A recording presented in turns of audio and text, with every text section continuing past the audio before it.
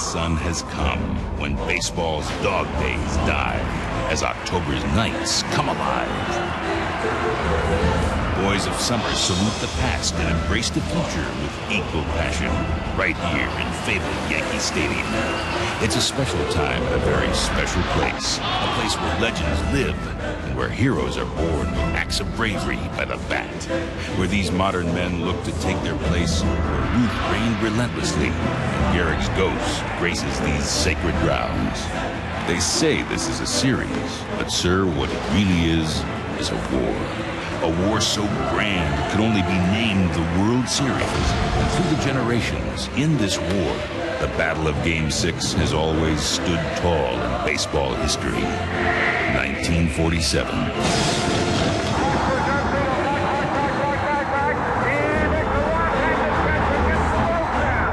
1957. Fifth, Frank Torre, the leadoff batter, works the count to 3-2, and then smashes a home run into the right field stand. Then, in 1975, the greatest game of this generation was played.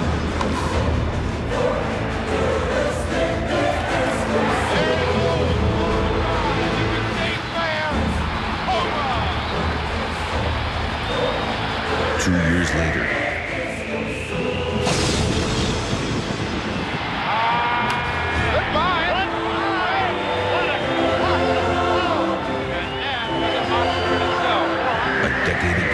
Destiny lived across town.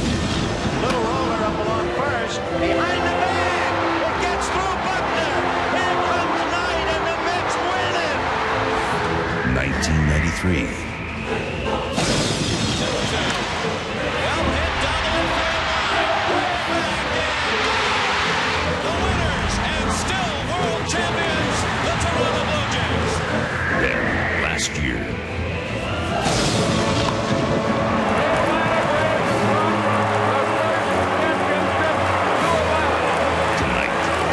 That Ruth built. Two teams, two fates, as they look to make their place in baseball history.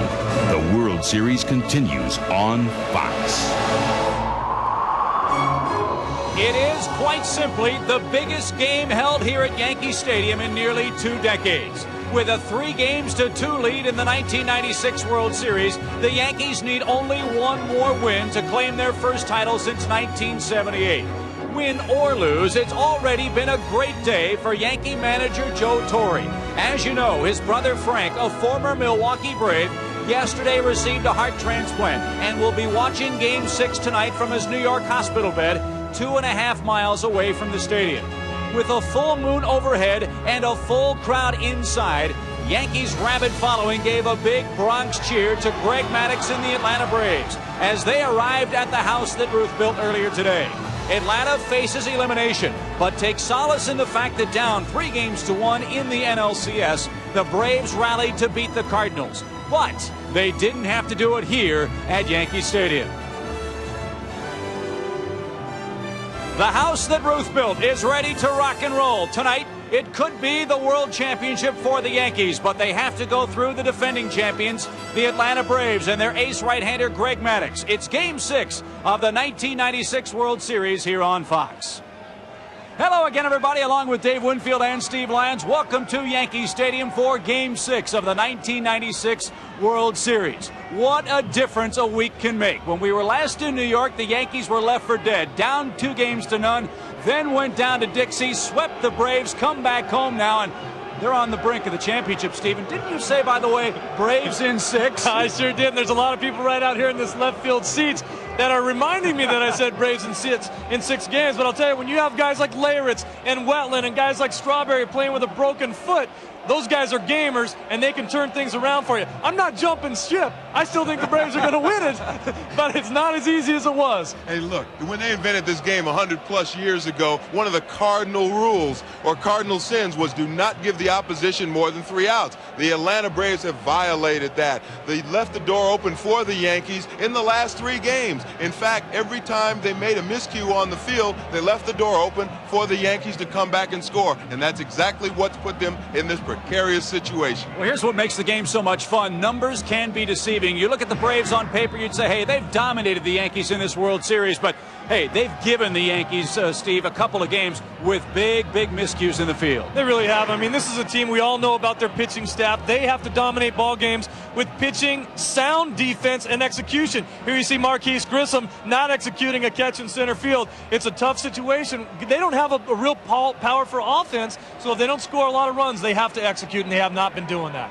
Hey, wouldn't it be ironic if Marquise Grissom and Jermaine Dye, these guys live together, they communicate every day, and they didn't on that play.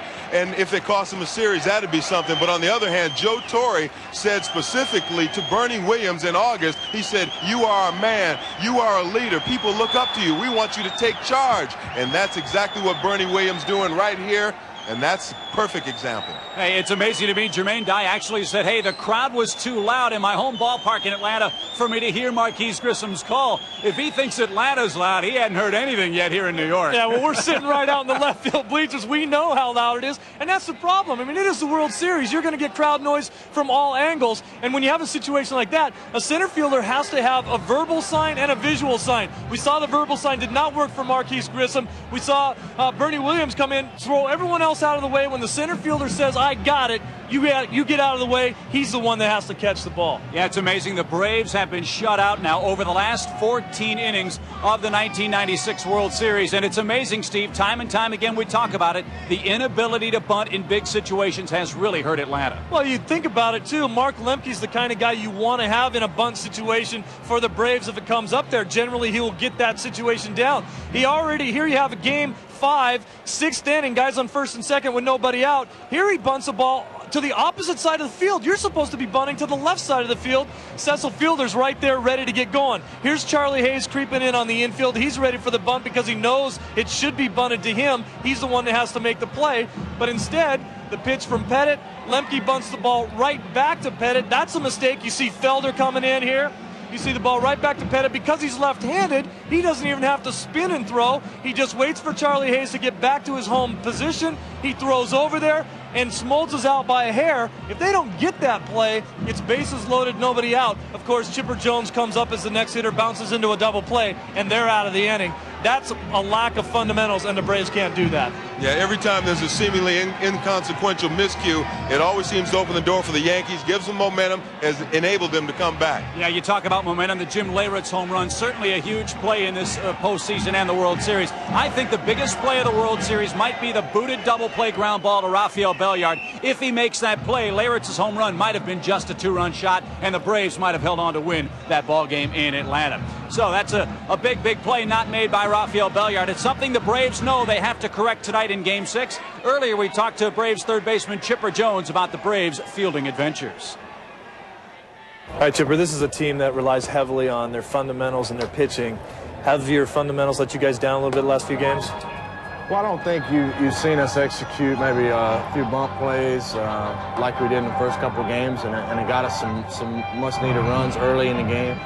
We've had a little trouble executing those plays, and bottom line is we just haven't got the clutch out or the clutch hit at the right time to break a game open, for the last 2 or 3 games, and that's been the difference.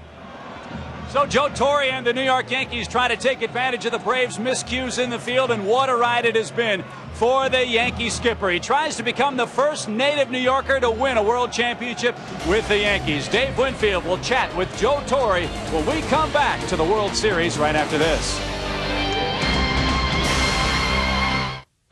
Jimmy Key, 28-14 here lifetime at Yankee Stadium, could be the key to a Yankee victory. The New Yorkers look for their first world title since 1978. Well, it's not just the Braves and the Yankees battling here in the World Series. By extension, it's the managers, Bobby Cox and Joe Torre, battling it out. For more on the managerial chess match, let's join our trio upstairs of Joe Buck, Tim McCarver, and Bob Brenly. Hello, guys.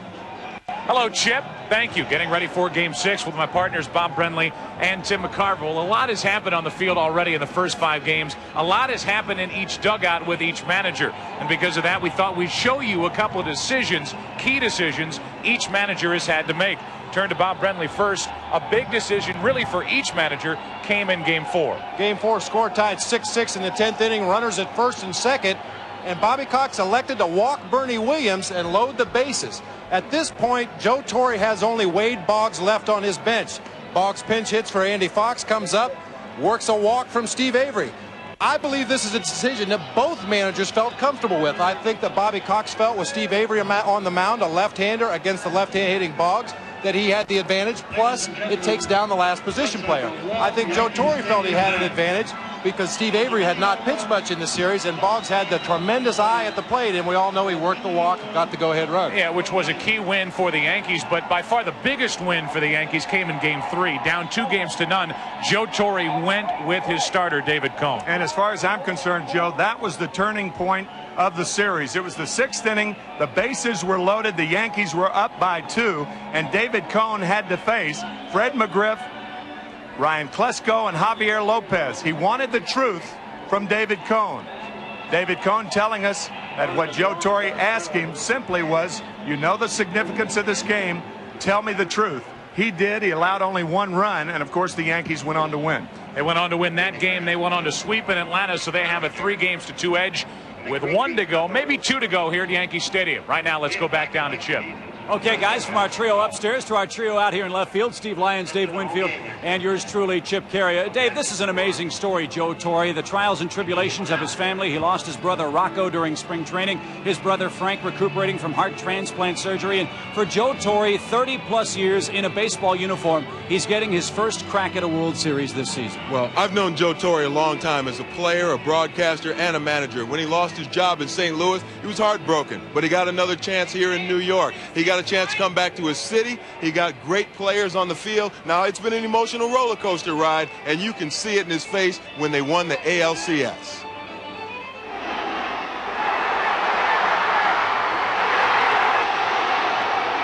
That caught me. They asked me a question about my brother and my brother that passed away and my brother Frank in the hospital. And I'll tell you, what gets me choked up is thinking about my family. And I let my mind go to think in the 8th and 9th inning of that game in Baltimore about my family, my sisters, my sister-in-laws, brother-in-laws, everybody sitting in the stands wanting this thing probably more for me than I wanted it for myself. And it just choked me up. And especially my brother Frank, who is, at the time was waiting for a heart to show up to get transplanted. He's pulling for me, and it was just a very emotional time for me. And people keep wondering why I don't smile. At least they know I can cry now. You've been in uniform about 35 years now. First World Series. Has it lived up to your expectations? Every bit of it. Every bit of it. The games have been a little stressful. Jones scores, and it's 6-0 Atlanta. Game 4 of the World Series. Does this kind of epitomize what this Yankee team in 1996 is all about? Ooh, I tell you, I think in a single word, yes. Our ball club, we were biting and scratching all year long, and that game was a perfect example of it. It's a 6-3 game. To come back from a 6-run deficit against the Atlanta Braves, come back from a 3-run deficit against Mark Wallace. Back at the track, at the wall, we are tied. If that doesn't do something for your confidence, I don't know what will. 3-2 pitch. The Yankees take the lead. And this series is tied at 2 games apiece. Your family's been a baseball family, and Frank played professional baseball. Now, this year, have you talked more baseball with him? Oh, no question. Frank, he's tough. He throws around those compliments like they're manhole covers. I mean, it's not that easy to get one from him. We talk strategy a lot, and he'll say, what are you going to do with your lineup tonight? Now, give me a call tomorrow. What is it going to be? Right. Has it boosted his overall feeling, his confidence, just the way he feels? No question. A lot of people are paying attention to him now. It beats the heck out of just sitting there waiting for 3 months, and I think it's really taken a lot of the time off his mind as far as when is this thing going to happen, as far as getting this new heart. After 4.5 months on the waiting list, 64-year-old Frank Torre got the word at 4:30 this morning that a donor heart had become available. Wow. When I got a call, it was startling to me. First of all, I was tired. We had just flown in from Atlanta, and they say that we're going to take your brother down into surgery, and right away you think of something negative. Oh, he's going to surgery. But then you realize this is what we've been waiting for 3 months. And we got excited about it. Of course, Frank, being a baseball person his whole life, picked the off day to do this. He didn't want to interfere with the World Series. I thought it was wonderful timing. Joe Torre's done a fantastic job in one of the most difficult places to manage in all of baseball, and under a year where it was most difficult personal situation. But I'll tell you, one thing he says, he gives so much credit to his coaching staff. He couldn't have done it alone, he says. Guys like Willie Randolph, who's worked with Jeter, Don Zimmer, his bench coach, Chris Chambliss, even Bob Watson. These guys have been there before. He didn't want these players to do as I say, but do as we do. He's been riding on cloud nine. Yeah, a big smile on Joe Torre's face in preparation for Game 6. But, Steve, you know, this hasn't all been wine and roses for this manager of this ball club. I really think that the poise and dignity Joe Torre showed during the tough times this year is a direct result of his being born in New York and managing the New York Mets. Hey, this guy's a New Yorker. This town isn't going to get to him, and they take care of their own. But the one thing you think about when you talk about Joe Torre is respect. That's the word I think of when I say Joe Torre. And how about that Torre family? Frank Torre, again recuperating in the hospital, told Joe, he said, hey, I've won my World Series. Now it's time for you to win yours. That's what this big crowd at Yankee Stadium is hoping will happen tonight. It's the Atlanta Braves and the New York Yankees in Game 6. They try to wrap it up here in the Bronx, and we'll have more here on Fox right after this timeout.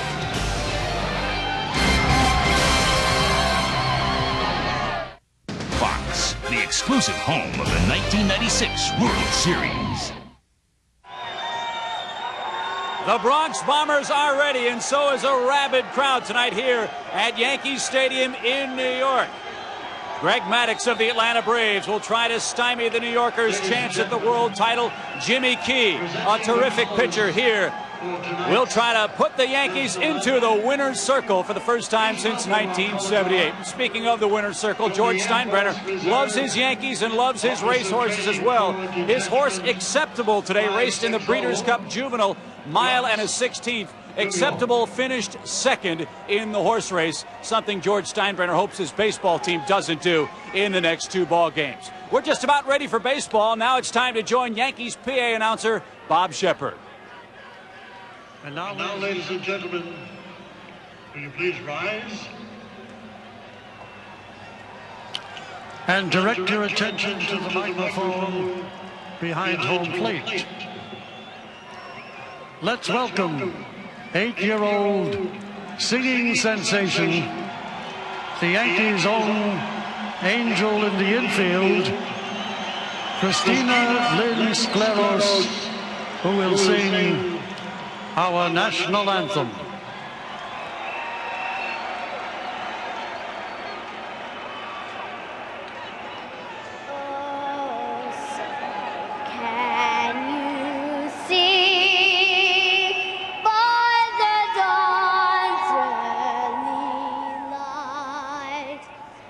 So proudly we hailed at the twilight's last gleam, whose broad stripes and bright stars through the perilous fight for the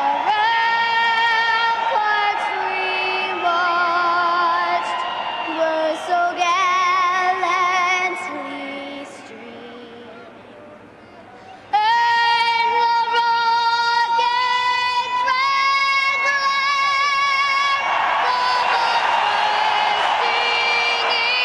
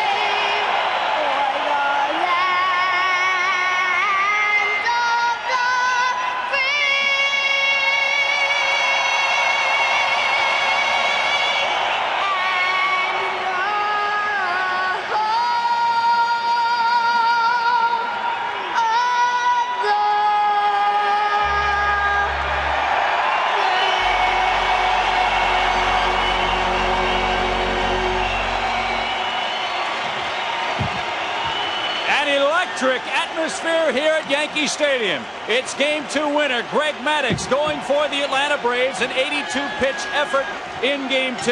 His opponent, left-hander Jimmy Key. It's the Braves and the Yankees, Game 6 here in the Bronx. We'll have more right after this.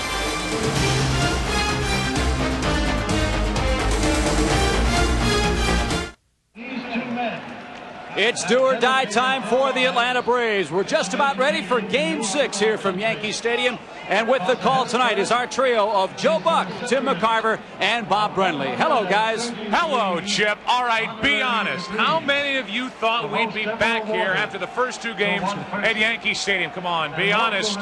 Joe Buck along with Bob Brenly and Tim McCarver. The first 2 games did not go well for the Yankees here. Everybody wrote, it's a mismatch. Well, in Atlanta, it was to a certain degree as the Yankees come away with 3 wins. What's going on with his team? They've won all 8 on the road in the postseason. Well, maybe Andy Pettit, Joe, said it best. He said, we get too hyped up when we play at Yankee Stadium. Maybe we better learn to tone it down, and perhaps they do. I mean, after all, they played 14 postseason games. They're 2-4 at home and 8-0 on the road. And think of the 2 games that they've won at home. Second game of the divisional series against the Texas Rangers.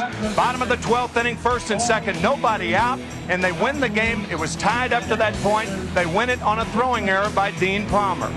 Game 1 of the American League Championship Series, trailing 4-3. In the 8th inning, they need the assistance of 12-year-old Jeffrey Mayer to bend over, make the catch. It was ruled a home run, and Bernie Williams ends up winning the game in the 11th inning. As far as Greg Maddux is concerned tonight, Joe Torre telling his players, tone it down. Don't think. Use your instincts. Use your reactions. Don't try and outthink it. And you can talk about the Yankees all you want, but the Atlanta Braves have to be thrilled that Greg Maddux is ready to pitch in tonight's game. And for the Yankees, Joe Torre has to be thrilled to be able to run a guy like Jimmy Key out there. Well, actually, this is a rematch of Game 2 when Greg Maddux and John Smoltz, or rather Mark Wohlers, combined to shut down the Yankees. Excuse me. There's a key reason for that. If you look at these numbers right here, first pitch strikes. Greg Maddux, 24 first pitch strikes, pitching ahead in the count all night long. Jimmy Key falling behind in the count. Also, Jimmy Key gave up 3 leadoff hits to start innings. 2 of those guys scored. Greg Maddux gave up 1 leadoff hit. The next guy hit into a double play. We talked to Yankee catcher Joe Girardi and said, what are you going to do tonight with Jimmy Key? He said, we're going to do the same thing, only hopefully we'll do it a little better. So here we are, Game 6 at Yankee Stadium, ready to go. Will there be a Game 7? We're about to find out. Good pitching matchup, the Yankees and the Atlanta Braves. Coming up after this from your local Fox station.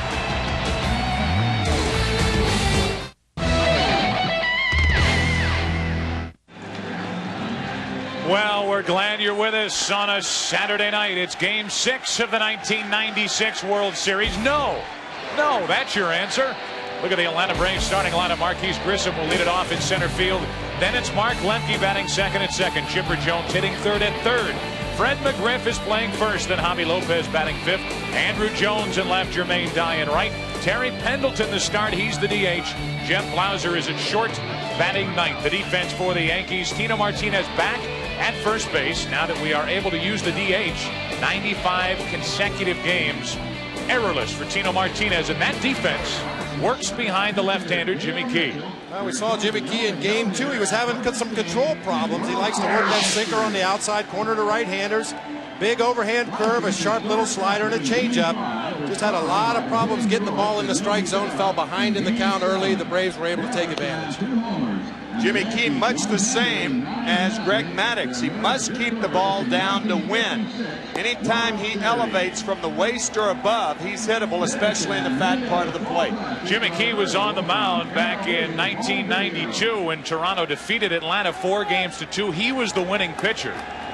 He is making his 3rd World Series start, which includes that effort here in Game 2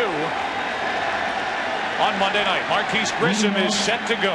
He has a hit in each of his first 11 World Series games.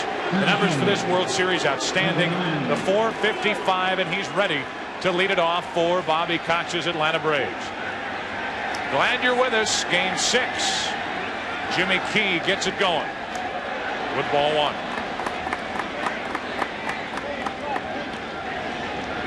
A lot depends on home plate umpire Jerry Davis and whether he gives the outside pitch to Jimmy Key or not. First one missed outside. Now another. It's 2-0. It's Jerry Davis behind home plate with Jim Evans at first, Terry Tata at second, Tim Welke at third, Ripley down the left field line, and Larry Young down the right field foul line. 2-0 on Grissom. Golf shot into left field for Strawberry. One away.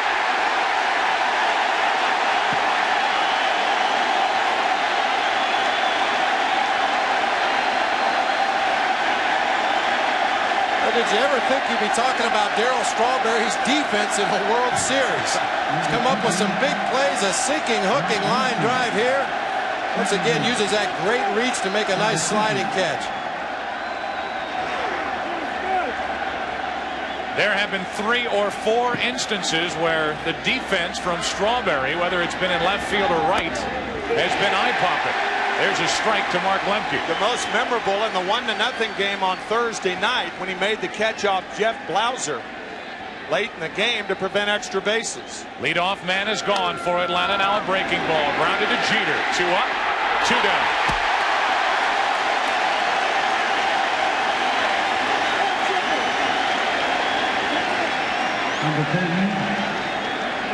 The Atlanta Braves, knowing that the New York Yankees have the momentum. I'm reminded of a saying that Earl Weaver used to say, or used to have, that your momentum is only as good as tomorrow's starting pitcher. 2 good ones hooking up here tonight. Man, I'll say. Ball 1 to Chipper Jones.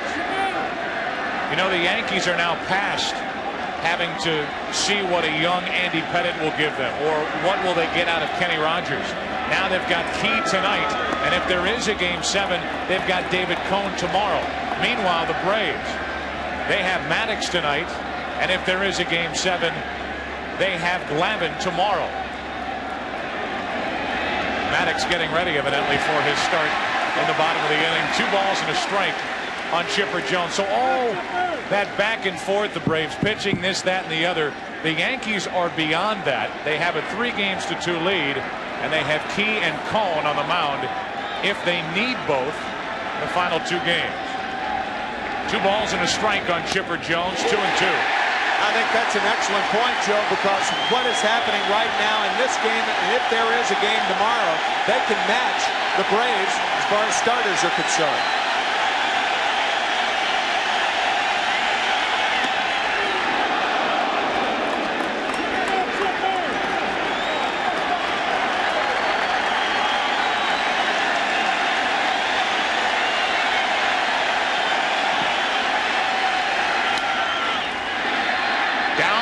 Field line, long run for O'Neill, inning over, and a much better start to Game 6 for Jimmy Key than Game 2. A half inning complete, no score. Bottom of the first inning at Yankee Stadium, no score. The Yankees come to bat. They'll lead it off with Derek Jeter at short. Wade Boggs back in the lineup, batting second. Bernie Williams hitting third.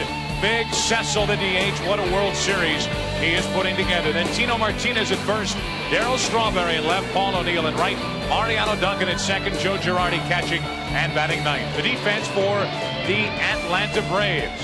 Why not? I like Greg Maddux. We know he can pitch. He can hit a little. He has 7 Gold Glove awards. And here he is, Greg Maddux, 2-1, making his 4th World Series start, a 15-game winner during the regular season. And we've seen Greg Maddux enough to know what he's going to do tonight. He's going to work that sinker on both sides of the plate. He's going to throw the changeup, mix in an occasional curveball, an occasional cut fastball that looks like a little slider. Very rarely does he stray from his game plan, working that outside corner to right-handers. He certainly didn't do that in Game 2. When of the 24 outs recorded, as you said in the opening, 19 ground ball outs. 19 out of 24. Yankees come to bat in their half of the first inning with Jeter, Boggs, and Williams. If anybody gets on, Cecil fielder, here is Derek Jeter. He was set a rookie record in 1996 with postseason hits. He has 21 of them.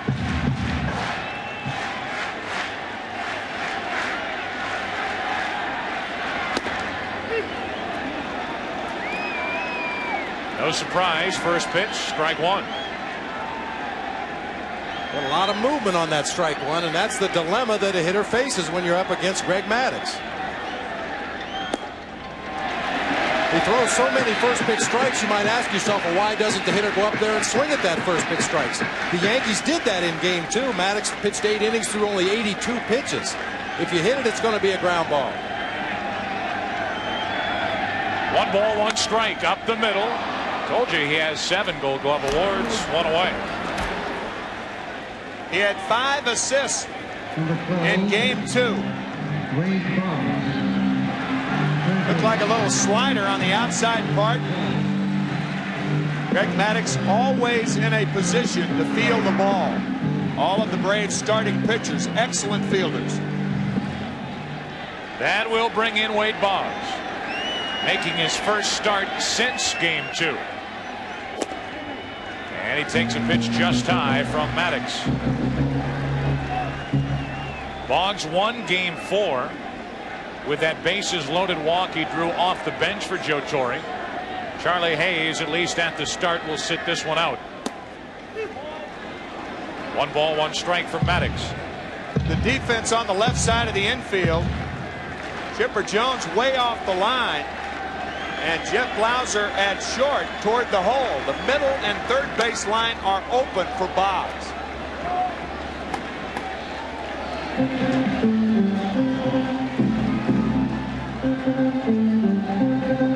Well, we talked about Greg Maddux. He's going to throw any pitch to any location at any speed. Doesn't overpower hitters, but that great movement, particularly on the sinker and the changeup. Took care of Jeter on a comebacker. Now the 1-2 to Boggs, and he stays alive. You know, that middle point, that he doesn't have great velocity. What he has is what the hitters refer to as late pop. He may be throwing an 86-mile-an-hour fastball, but at the end, he has late movement, and that's one of the key ingredients of getting guys out. As Boggs set up, wouldn't chase, 2-2. Already you can see the Yankees getting a little better look at Maddux and maybe taking a pitch or 2 more than they did in game 2. Maddux threw only 82 pitches in that 8-inning effort. That's into right. Easy for Die, 2 out.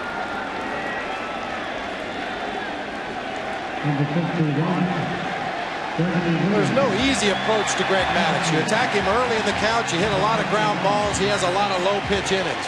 You wait till late in the count, a lot of times you'll find yourself with 2 strikes, and with his ability to expand the strike zone, you're just as deep as hole. But the more pitches he throws, the better chance he has of making a mistake. Yeah, Bob, that's what we were talking about in the opening. Joe Torre telling his hitters to hit what you see. Don't try and think with this guy.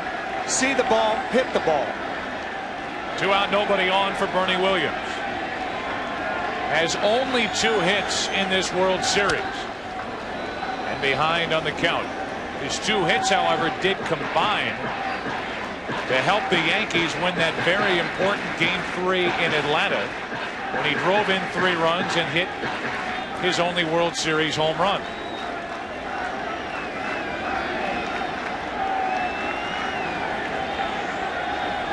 Nothing in 1, the count from Maddux. 1-1.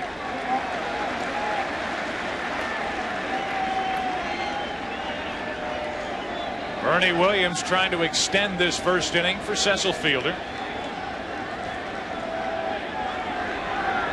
Even though he's only 2 for 20 in the World Series, still hitting .333 in the postseason. There's strike 2. Mentioned the home run hit by Bernie Williams. It came in game 3. 8th inning off McMichael. And that helped the Yankees along to their 5-2 win behind David Cone over Glavine.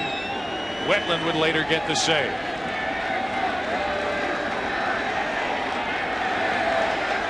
Cecil up next. Those hands go up. Pitch barely missed inside, 2-2. That's his strikeout pitch to left-handers. He tries to get the arms up. Ball tailing back over the inside corner. It just missed inside. Bob will see him come back in there. If Lopez moves inside, that's the pitch he throws with 2 strikes to Taylor.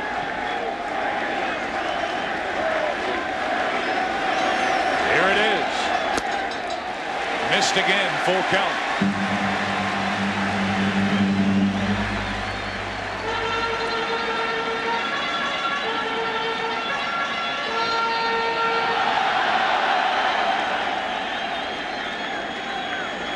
Jeter bounced back to Maddux. Boggs fly to right.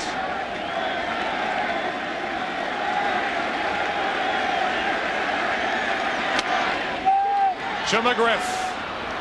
First inning over here in Game 6 at Yankee Stadium. The Braves will try to take an early lead tonight. Get this crowd out of the game. Second inning, no score. Kaiser Sose and Matt Dillon checking out the action here in Game 6. Yeah, it's Kevin Spacey and Matt Dillon. All the stars are out in Game 6. 2 unusual suspects there, huh? Matt Dillon going blonde on us. Here's McGriff with Lopez and Jones to follow. Second inning, no score. Jimmy Key back to work. And a perfect pitch over the outside corner. Well, Fred McGriff is one of the hitters in Game 2 that hurt Jimmy Key on pitches up in the zone. They were going to really concentrate on staying down on Fred McGriff. Down and away, and it's 1-1.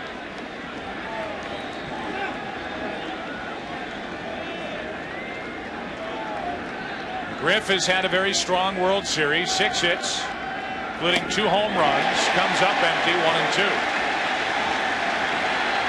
Greg McGriff, we've talked about how he loves the ball away, especially the left-handed batters. In my opinion, the Yankees have not done a good job coming inside to McGriff enough.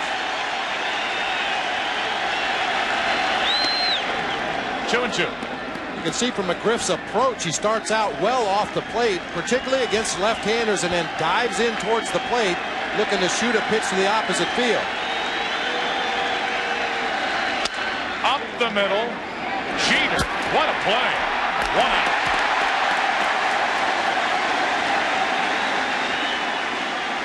On the first base side of second base, Jeter comes up with a play, 1 down. That was a good play because he was well positioned. You can see Boggs almost halfway between second and third. They're giving McGriff everything on the ground to the left side. He does have good power in the air. Good play by Jeter. Well, we've seen the Braves use some unusual shifts in this series, and now the Yankees are starting to get a little more aggressive defensively in their positioning. 1 out, nobody on for Javi Lopez. Javi only 3 hits in this World Series. Still hitting .282 in the postseason. Had a terrific National League Championship Series against St. Louis. Was the MVP. Say .542 isn't a bad NLCS. 13 hits, the most in any series in postseason history by a catcher. 2-0 the count from Jimmy Key. Can't get the corner. It's 3-0.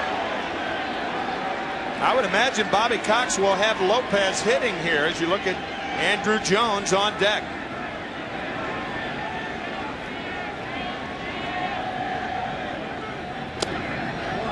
Never had a chance to swing. A 1-out walk. And the first base runner of the night belongs to Atlanta. Well, Jimmy Key kind of feeling around that outside corner, trying to find how far he can work off that corner and still get the strike call. He said he felt in Game 2 that it worked to Maddux's advantage to have a National League umpire behind the plate because they were familiar with the movement on Maddux's pitch. Terry Tata was working the plate in that game. Jerry Davis tonight behind the plate, a National League umpire. So 1 on, 1 out for Andrew Jones.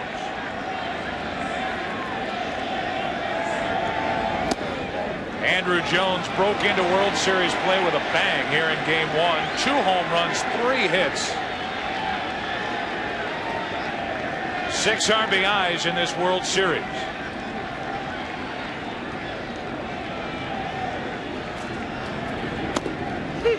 Borderline pitch. Key got the call. 1-1. Andrew Jones back in Game 1. Second inning. See you later. Off Andy Pettit, a 2-run shot. then on Bullringer. A 3-run shot in a 12-1 Atlanta victory in Game 1. Now Andrew Jones out in front of the count, 2-1. And you're going to get a lot of balls on the ground against Jimmy Key. We'll see if Bobby Cox puts the runner in motion here. Favorable count for Jones.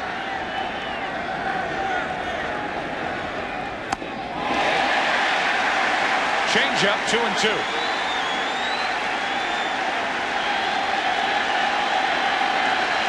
Pulls the string on this pitch, gets Andrew Jones, a young hitter, in an aggressive hitting situation, and throws him a changeup.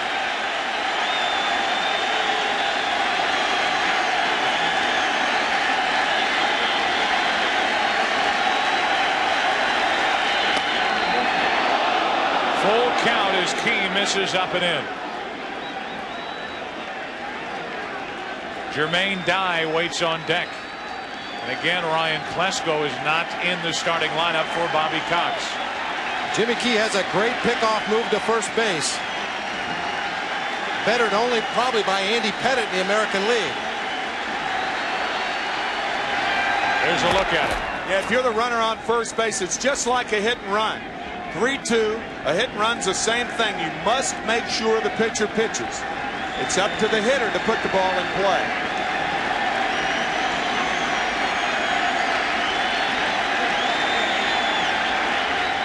Runner breaks late.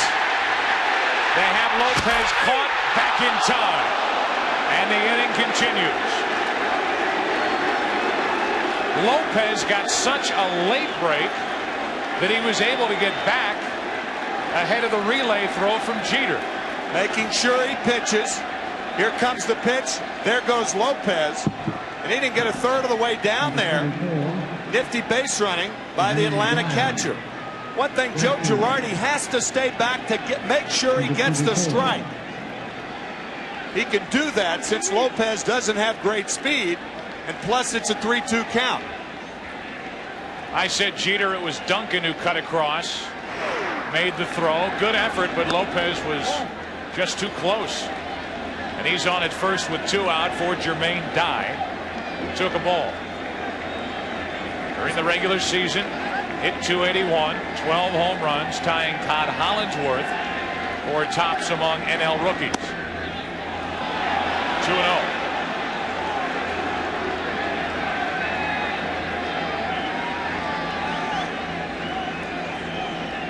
Trying to pitch around a 1-out walk to Javi Lopez.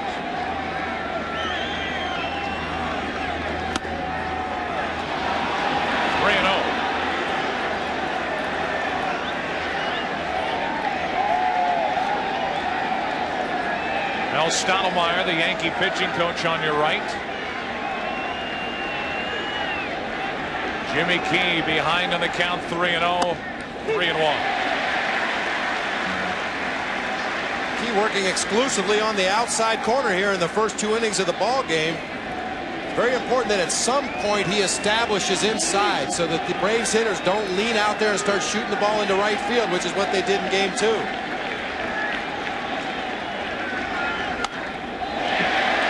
Into the Yankee dugout, full count. Jimmy Key relies on his control, and you've seen him nibbling around that outside corner here early in the game. He changes speeds on all his pitches and usually makes up for the lost velocity with great command of his breaking balls. He's 3-2 on Jermaine Dye. Into right field, O'Neill is there. And after an inning and a half, Game 6, Yankees looking for their 23rd World Championship. No score. Back at Yankee Stadium into the bottom of the second inning. Yankees went in order in the first. Greg Maddux back to work, no score. It will be fielder Martinez and Strawberry for New York.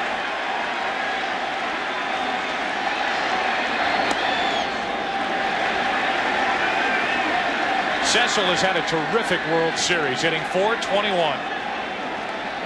It's interesting that the Yankees are relying now every day on Cecil Fielder and Darryl Strawberry two players that came to this team in the second half of the season. Fielder grounds to first, and the first 4 Yankees have been retired in order. You may have seen this before, but we're going to try to bring it back. What Greg Maddux can do, he can make X's on both sides of the plate. He runs the ball away from the left-hander. He tries to hit the outside corner with the breaking ball. He can run the ball in on him, and then we've talked about that 2-strike pitch that he tries to bring back, and players refer to that as making X's on both sides of the plate. Nobody does it better than Maddux. Here's Tino Martinez. He looks at a strike, and what's amazing about Maddux is he does all that with variations on that fastball.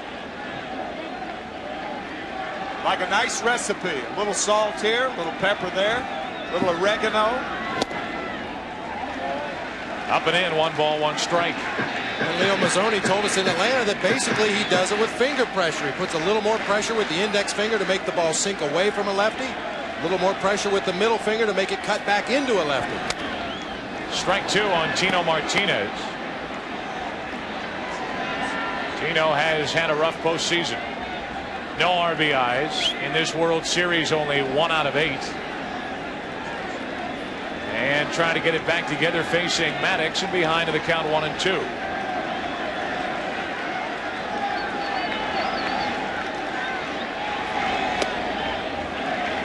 Two and 2. He's missing inside with that tailing fastball. Hey, remember he tried to do it with Bernie Williams, then he missed to Tino Martinez. If you miss inside, you want to miss inside. On the inside corner, 2 away, and the first strikeout for Maddux. He finally hit. 5 pitches in this sequence. A fastball away. This is vintage Maddux. He misses inside. Fastball away. He misses inside. Bingo. First strikeout, the second out of the inning. Martinez now 1 out of 9 in the series, and here's Strawberry. The other half of that 1-2 punch the Yankees brought in the second half of the season. Strawberry hitting only .214 in the World Series. His defense has been outstanding. Joe Torre telling us just his mere presence in that lineup makes a difference for the Yankees.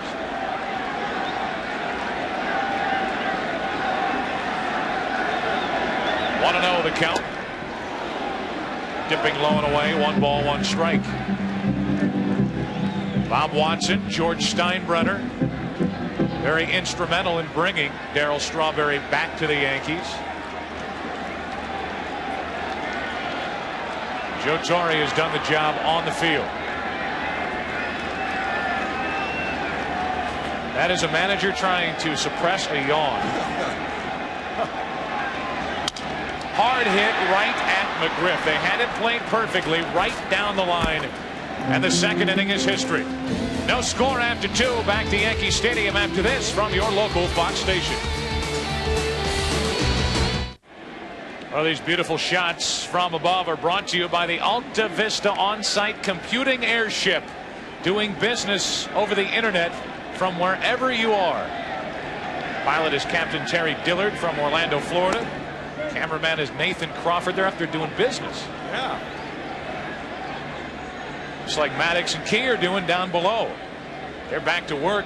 Jimmy Key ready to work the 3rd inning. Delivers ball 1 to Terry Pendleton. Now 1-1. Pendleton has had a postseason he would like to forget. Only 1 out of 13 in the postseason. His 1 hit coming in the World Series. Mariano Duncan kicks it with a backhand. Can't recover. And we'll see how they rule it.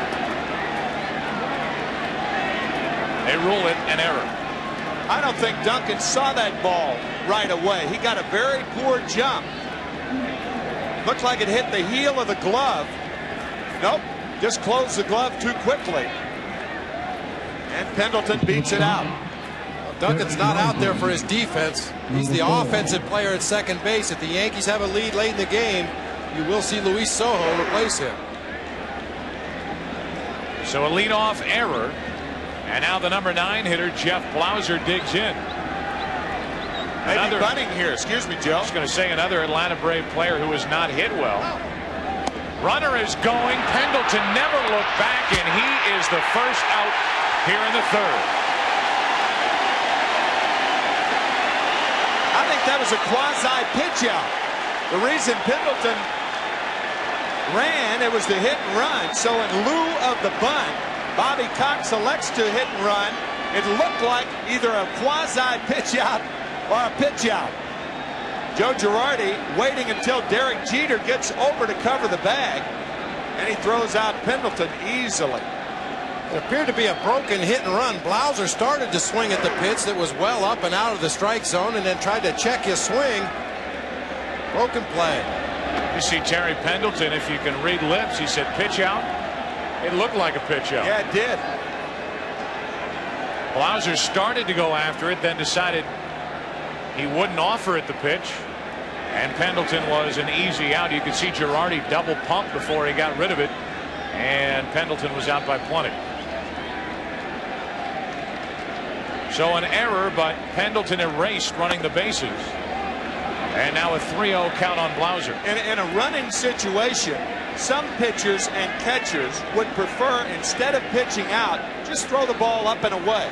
Give the catcher a good shot at the runner in case he's running, and that appeared to be what Girardi was doing because he got outside late.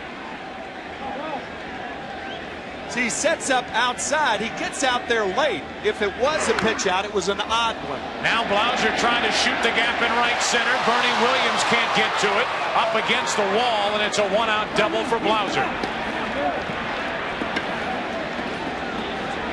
So the Braves lose Pendleton on the bases, and on a 3-1 pitch, Blauser shoots the gap in right center. McKee continues to work that outside corner, has yet to come inside on a right-handed hitter.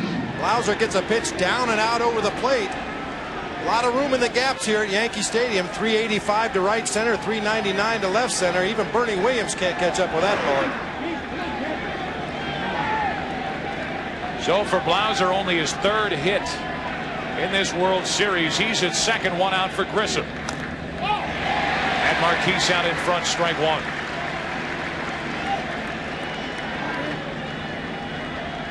For Blauser, that is his first extra base hit in this World Series. And it comes as a one-out double as the Braves try to take a third inning lead. Pendleton on the error. Then out, caught stealing. Grissom looks at a ball. It's 1-1.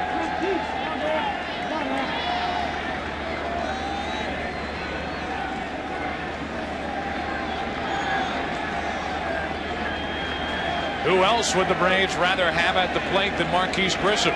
10 out of 23 in this World Series. Getting a good look at pitches that barely missed. 2-1.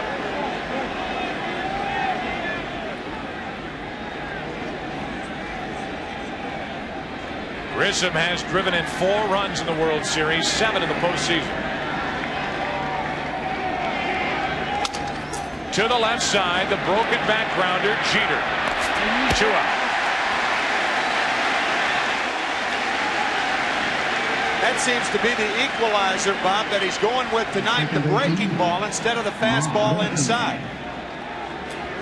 And that's a very effective pitch, particularly when you're behind in the count a lot. If you can throw this curveball for a strike, which Jimmy Key does on a 2-1 count, no way a hitter can be looking for a breaking ball.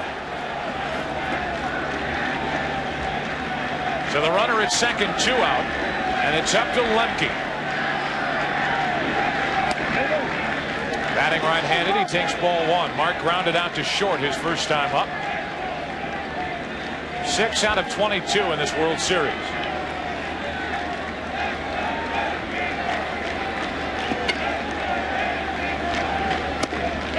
He went 1-1.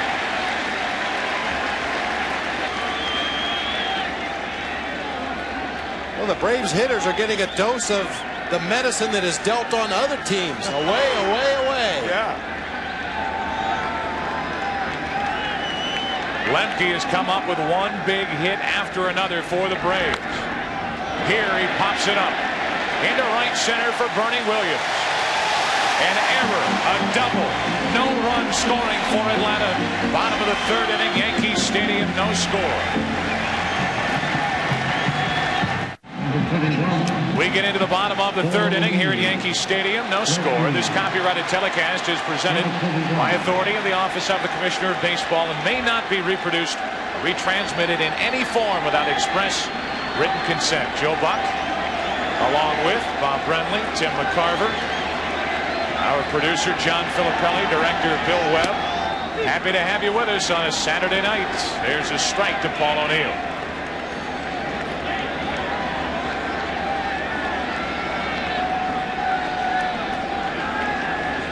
O'Neill, Duncan, Girardi, 7, 8, and 9 for the Yankees, looking for their first base runner. 1 ball, 1 strike.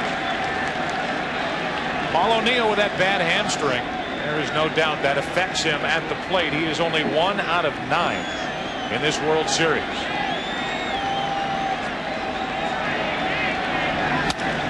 Strike 2. He made the great running catch on the ball hit by Luis Poloni to end the game the other night, and then limped all the way back into the Yankee dugout. Things don't seem to hurt quite as bad this time of year until the game's over. And Paul O'Neill with that very unusual tapping of the right foot. Very unusual timing device. Check it out right there. Check his right foot out. Checked his swing, 2-2. You're talking about a guy who hit .302 during the regular season, but as the year has progressed and his hamstring injury has worsened, he has really struggled at home plate.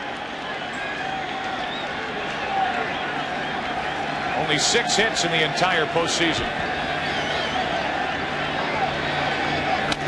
Down the right field line, curling into the corner. Extra bases for O'Neill. Bad hamstring and all. It's a leadoff double.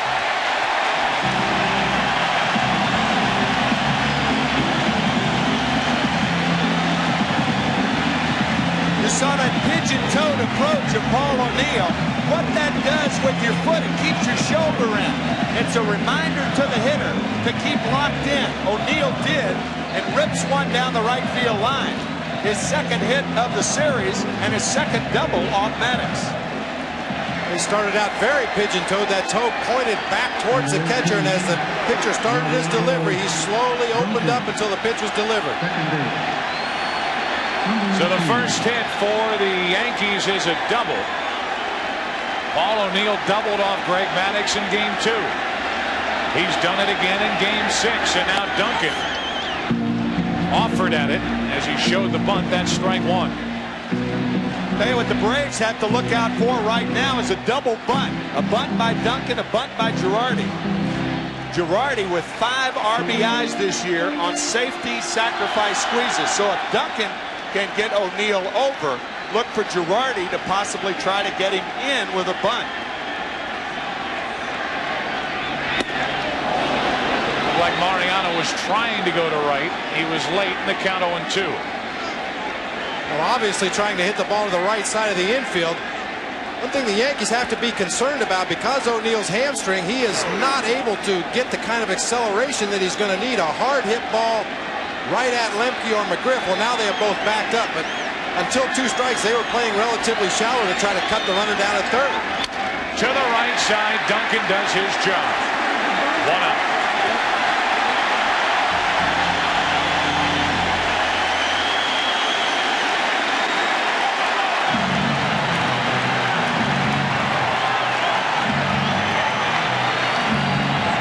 Well, what a terrific job by Mariano Duncan to move O'Neill to third on a ground ball the other way on an 0-2 pitch. Now Girardi. Infield is in for the play at the plate.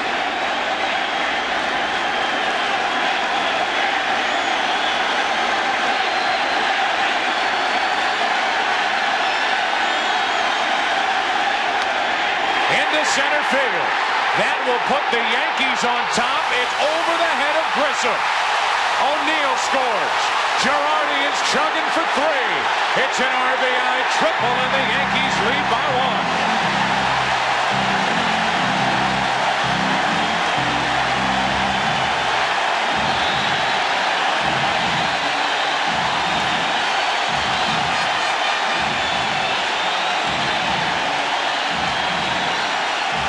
Girardi gets a pitch up in the strike zone. Marquise Grissom playing a very shallow center field, and he just drives it over his head.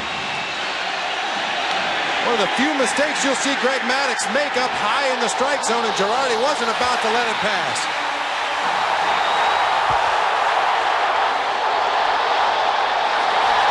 I'm going to say it again just to make you two guys mad. He can run for a catcher. Well, he didn't bunt either. So if he didn't bunt, somewhere in this game with a runner on at third and less than 2 outs, look for the squeeze play. Duncan set it up with a ground ball to the right side. Girardi gets it done with the RBI triple. Now the runner at third, 1 out for Jeter.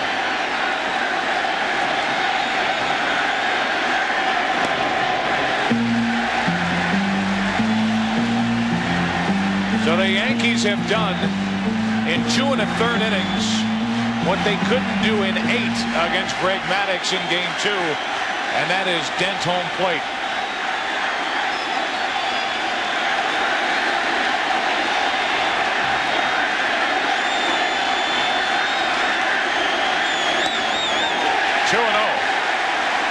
You see Maddux is missing consistently high right now. Lopez had moved out onto the outside corner and gave a good low target. Maddux threw the ball back over the plate and up high out of the strike zone. Even the double hit by Paul O'Neill was up.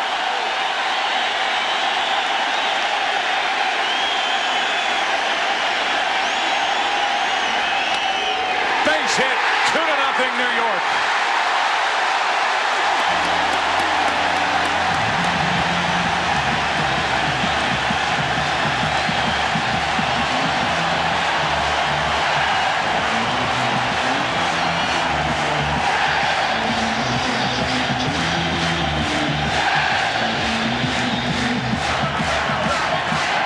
Our booth is shaking. I think the whole city is shaking. Woo.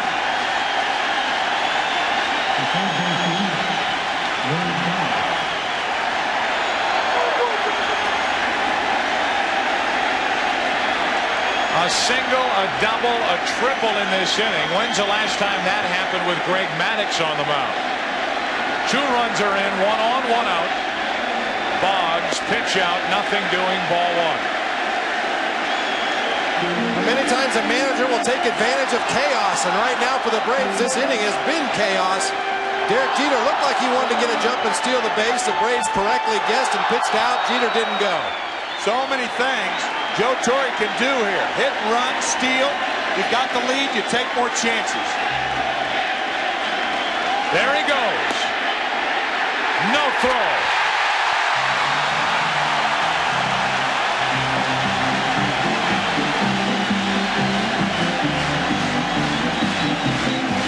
Maddux gave up 21 stolen bases in 26 attempts against him this year. Jeter with a tremendous jump.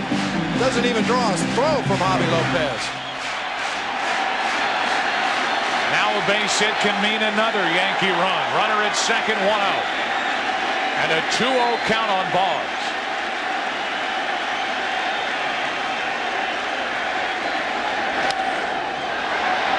Into right for Jermaine Dye.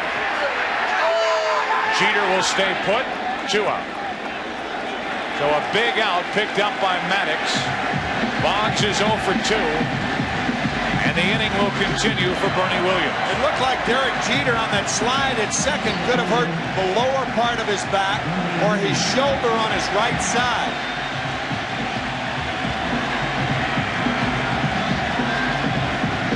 He's been trying to stretch out ever since.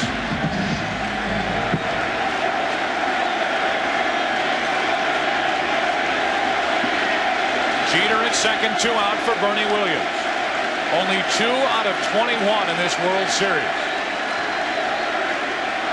Maybe 2 out of 21 in the World Series, but I'm pretty sure Maddux is going to pitch him very carefully here with a base open.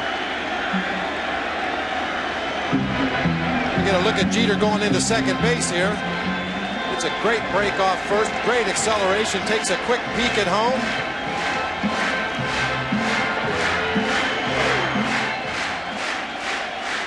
Looked like when he put his right arm down, when he slid, he could have jammed his shoulder, pulled the muscle the right side of his back. He's at second, 2 out. Bernie Williams at the plate. Into right center, base hit. Here comes Jeter. The throw is no good. 3-0 New York.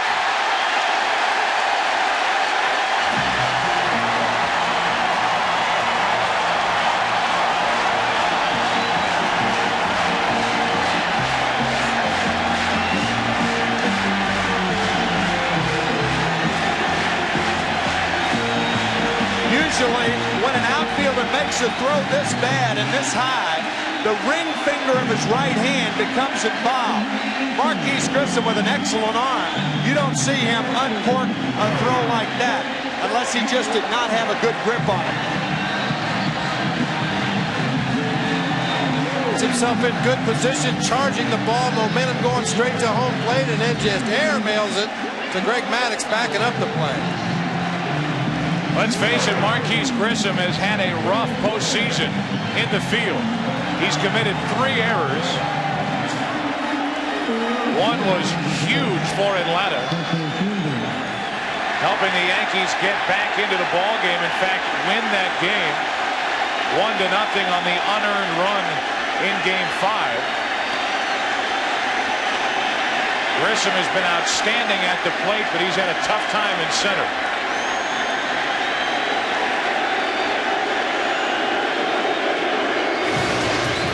In Game 5, Marquise Grissom in right center. And to his defense, Jermaine Dye, there's no doubt, got in his way and was definitely in his vision as he dropped that ball in right center. The error went to Grissom, and the unearned run scored. It was the only run of the night on Thursday night. Driven in by the man at the plate, Cecil Fielder. Runner at second, Williams, 2 out. Strike 1. The ball to Bernie Williams was up. Greg Maddux is uncharacteristically up in the zone this inning. Fortunately for him on that pitch, it was so high that Cecil couldn't catch up to it, but that's not a trend that Bobby Cox enjoys seeing very much.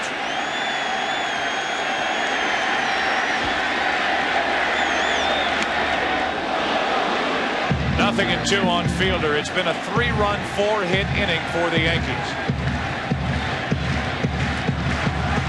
A big part of it, Joe Girardi with an RBI triple and a run scored. Bernie Williams, the 2-out RBI hit. He took second on the throw home. There was no error charged on the throw.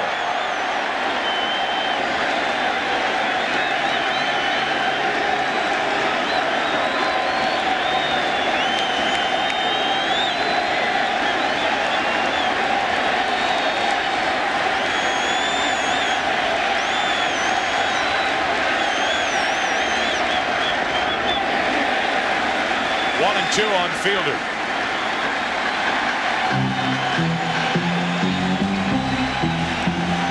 Jimmy Key has 3 runs to work with here in the 3rd. And he may have only 3 more innings to work with because Joe Torre has a very healthy Mariano Rivera and a rested Rivera. He may be going back to that 6-2-1 formula.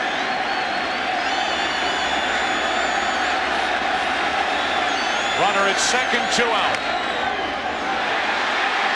It stays fair. Lopez, very good play to end the inning. In the first 2 games of this 1996 World Series, the Braves were able to take the crown out of it here at Yankee Stadium. That is not the case tonight.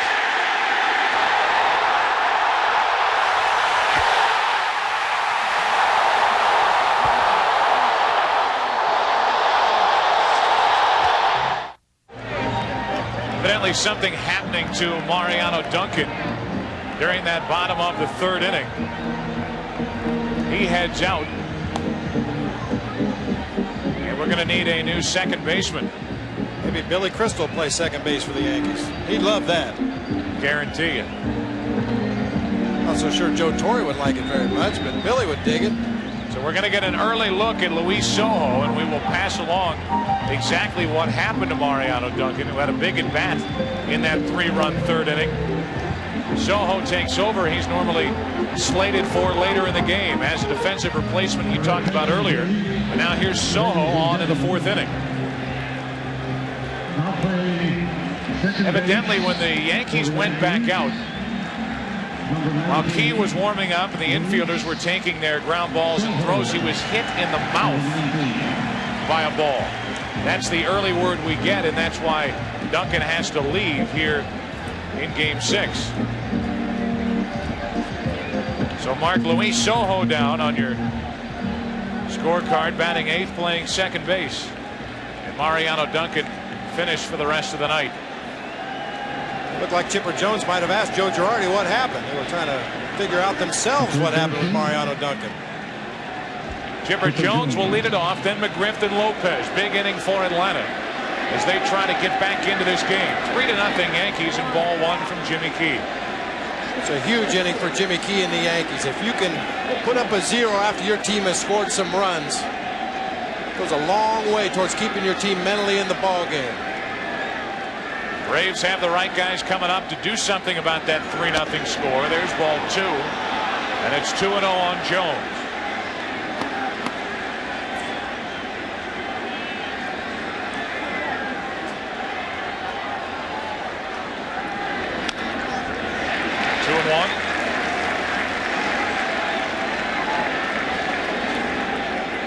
Once again, Jimmy Key staying away. A very defensive swing on a 2-0 count from a very good hitter.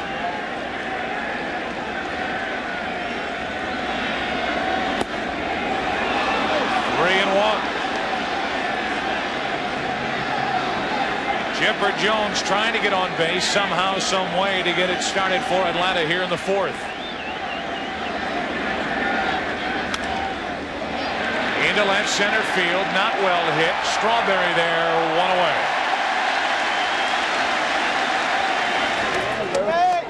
It's Andrew Shue of Melrose Place, and the professional soccer team out in L.A.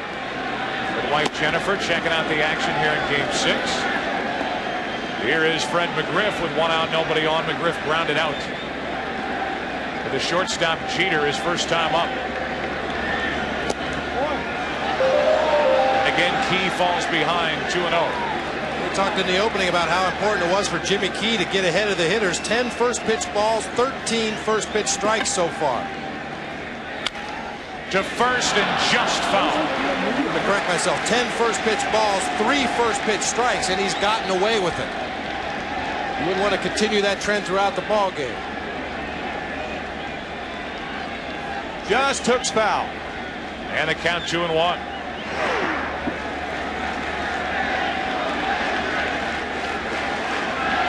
out, nobody on. McGriff pops it up.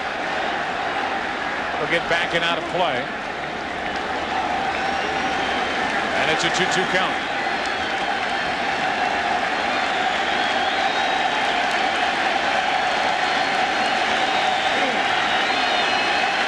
One of the reasons Key has been able to get away with it, falling behind, but then able to get that breaking ball over.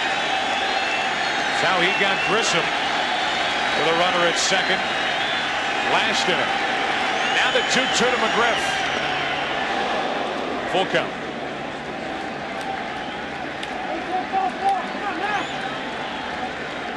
Javier Lopez waits on deck.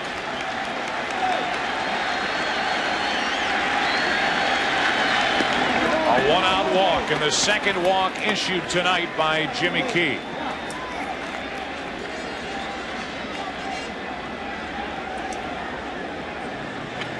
He walked Lopez back in the second. He walks McGriff with 1 out here in the 4th. And it's 1 on, 1 out for Javi Lopez.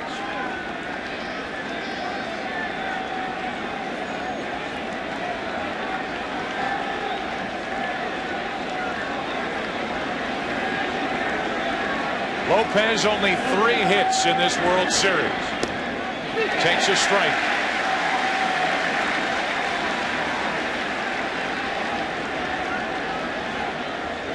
Only one RBI.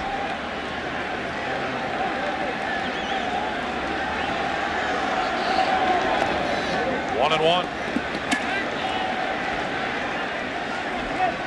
Javi Lopez, a dead low ball hitter. You see the bright red across the bottom. That's where he really likes the ball. Hot, hot. He will hit hanging breaking balls in that blue zone occasionally, but he likes the ball down around the knees. 1 on, 1 out, 1 and 1 from Key. 2 and 1.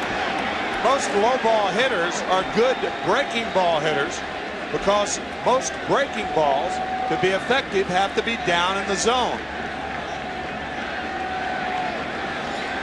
3-0 Yankees here in the 4th inning. To the right side, a base hit, a walk and a hit.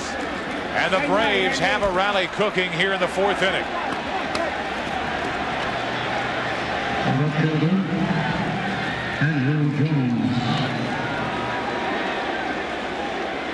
Good hitting by Lopez. Fastball away right on the corner. Rifle to right field. Bobby Cox telling us about Andrew Jones and talking about the good power that he has the other way. I think if he hits Jimmy Key, he's going to have to hit it hard the other way because I don't think Key's going to come inside on it. 2 on, 1 out. Out in front. Strike one. He has been able to fool Andrew Jones with a couple of changeups, and he does it for strike one. 2 men aboard here in the 4th inning. Struck him out in the 2nd inning with a very good changeup down low and away. Really planting the seed in Andrew Jones' mind about that changeup.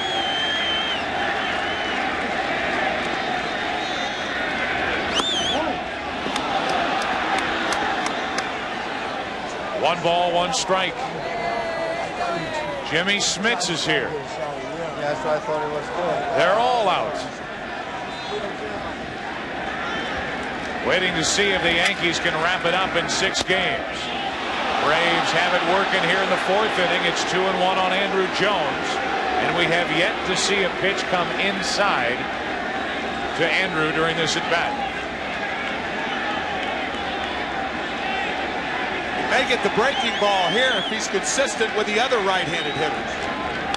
Nope. To the right side, headed for foul territory, and out of play. 2 and 2. You know, in Jimmy Key's defense, he is missing the strike zone, but not by very much. Throughout this World Series, we've seen a lot of those pitches just off the corner called strikes. Jerry Davis not going way out there off the corner.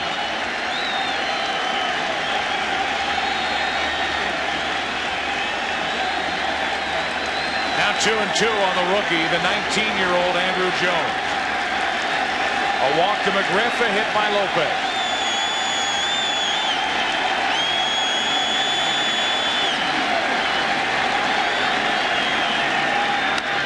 Into right field. O'Neill can't get there in time, and that will load the bases. Andrew Jones gets his first hit of the night, and the bases are loaded for Atlanta here in the 4th inning. It was the breaking ball. He finally got it, and he hits it hard in front of Paul O'Neill. O'Neill does keep it in front of him, and McGriff had to hold at second base. Lopez at first, so naturally nobody scores. Talked about the Braves being a very good team at making adjustments on the fly, and you can see this inning, Lopez, Andrew Jones both going to the opposite field. Here is Jermaine Dye from one rookie to the next.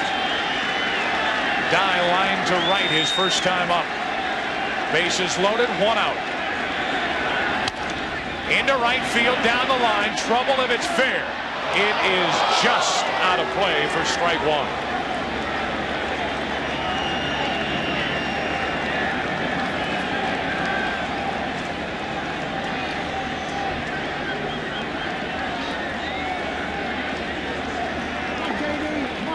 Got to give Bobby Cox credit for being patient.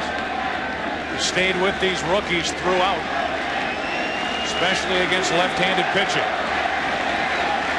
They're back-to-back in his lineup tonight. Andrew Jones got a hit to load the bases. Now the 0-1 to Jermaine Dye. 1-1. Well, finally, Jimmy Key does come inside. Really needs to do that to establish in there, not necessarily for a strike, but just like he does right here to keep Jermaine Dye and the rest of the Braves hitters from reaching out and poking that ball into right field. Can't catch the corner. 2-1.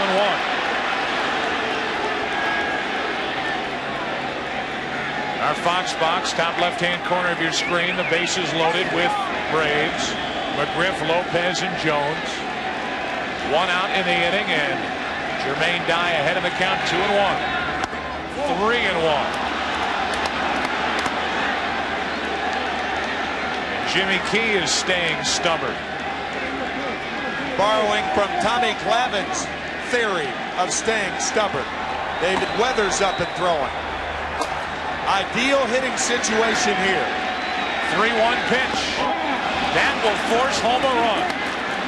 A bases loaded walk. 2 walks, 2 hits in the inning. It's a 2-run Yankee lead. It's 3-1 here in the 4th.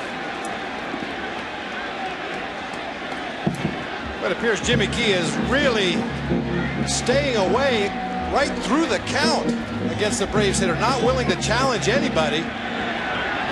Fastball away that Jermaine Dye fouls off. The 1 pitch during the sequence inside was called a ball. Away. Ball 4 appeared to be a slider in the dirt. Didn't want to give in on the 3-1 count with the bases loaded. So that makes it a 2-run game, and the bases still loaded, 1 out. For the number 8 hitter, Terry Pendleton. And again, it's an ideal hitting situation because a guy who is missing consistently outside, if he doesn't continue to stay stubborn like he has done, what he's going to do, he's going to make the adjustment over the middle of the plate. Throughout his career, Pendleton has been outstanding with the bases loaded. He pops it foul. Strike 1. Lopez, the runner at third. He has a hit in the inning, as does Andrew Jones. Jermaine Dye, the bases loaded, RBI walk.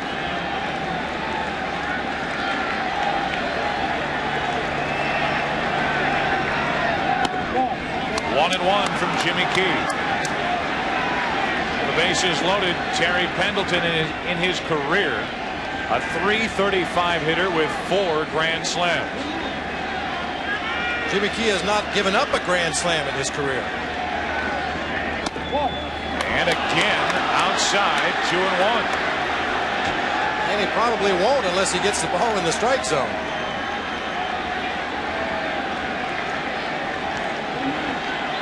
Mel Stottlemyre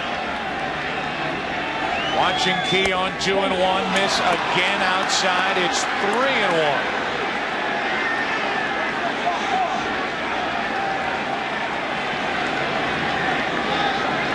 David Weathers should be ready in the Yankee bullpen. Double play ball. Jeter steps and throws. Inning over. A golden chance for Atlanta. They get only 1. The old blue light special at the Empire State Building. Blue lights commemorating the season for the New York Yankees.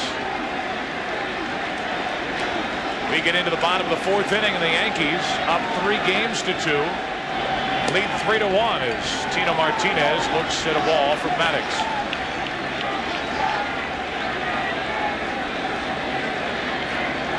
1 out of 9 so far for Martinez as he pops it foul.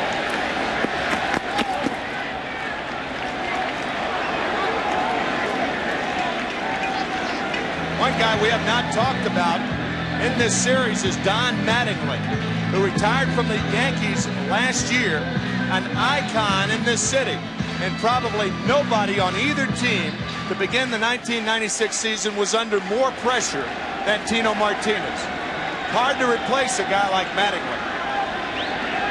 He responded so well hit 25 home runs, drove in 117 runs. And this postseason has got to be just frustrating 2 weeks of his life. Well, the big thing about the postseason, though, regardless of what's happened up to this point, you have a big Game 6 and/or a big Game 7. It's all forgotten. So far, he's struck out and he's set up here at a ball and 2 strikes. Leading it off in the 4th. Into center field. Grissom drifting. 1 away. Right now, let's go down to Steve Lyons for an update on Mariano Duncan. All right, Joe, I'm standing outside the Yankee clubhouse. Mariano Duncan was taken out of the game at the top of the 4th inning. He strained his shoulder while warming up for that inning. Luis Sojo takes over for him at second base. Back to you, Joe. Thank you, Steve. So not hit in the mouth as was originally reported to us, but instead the strained throwing shoulder. Here is Darryl Strawberry.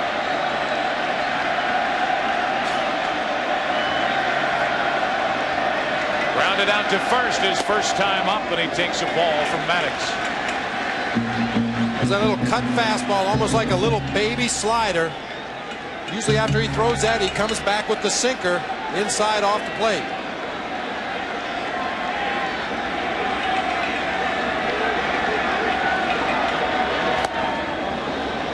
One and one. Flex this time to come back with a good straight changeup, although it's not straight by any stretch of the imagination. You see the downward movement on the ball. Now the 1-1 to Strawberry. Strike 2. You could drive a fleet of trucks from Chipper Jones, the third baseman who's playing the shortstop position, to the third baseline. Maddux has Strawberry 1 and 2, and he strikes him out over the inside corner. 2 out.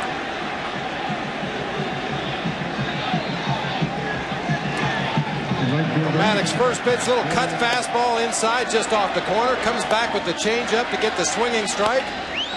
Sinking fastball, sinking fastball. 2 strikeouts tonight for Maddux. 2 out, nobody on in the 4th inning. And here is Paul O'Neill. O'Neill has only 2 hits in the World Series. He has 2 doubles against Maddux. Lemke has plenty of time, and the Yankees go in order in the 4th. After the first 4 in Game 6, Yankees trying to wrap it up. They lead by 2.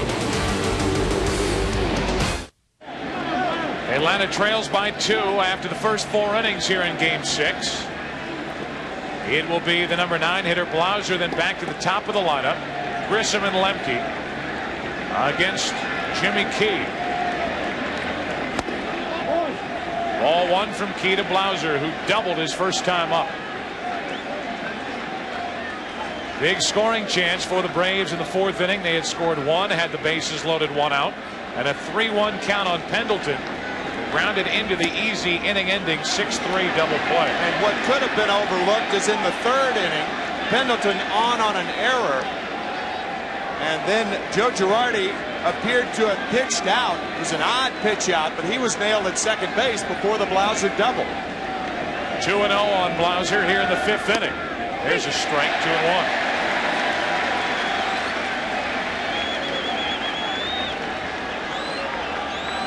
Braves never did panic when they were down 3-1 to the St. Louis Cardinals in the NLCS. They got to be feeling it a little bit now. 3-1 to count on Blauser. They trail 3-1 5th inning.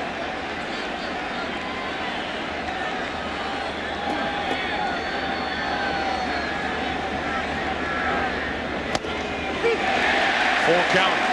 Looked like Blauser was taking all the way on 3-1. Jimmy Key consistently putting himself in good hitters' counts. Not all these Braves hitters are going to be taking 3-1 fastballs down the middle. Weathers getting ready again. 3-2 to Blauser. Off the end of the bat, 1 away. Sunday, noon Eastern, 9 a.m. Pacific. Grissom is on with the base hit. Here with 1 out in the 5th inning. be able to see that game, the Dolphins and the Cowboys here in New York. The only question that remains the baseball side now is, will that lead us into Game 7? Will there be a Game 7? Braves trying to win here tonight to force the deciding game here tomorrow night. A one-out hit by Grissom. That gets away. Grissom headed for second. Got it.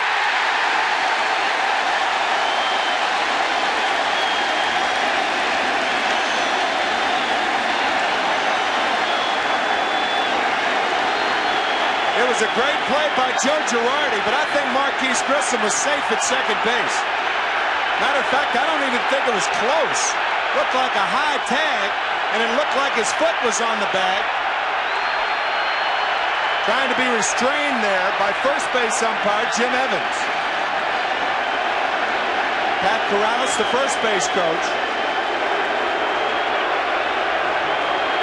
We'll have to see it again, but the way I saw it, the tag was high, the foot was in there, didn't look like he was out.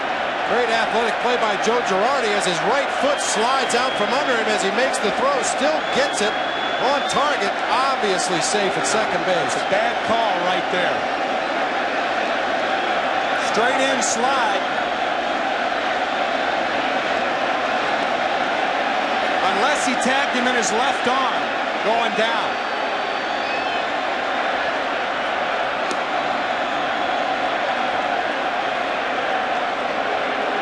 The swipe tag by Jeter after Grissom's foot had hit the bag.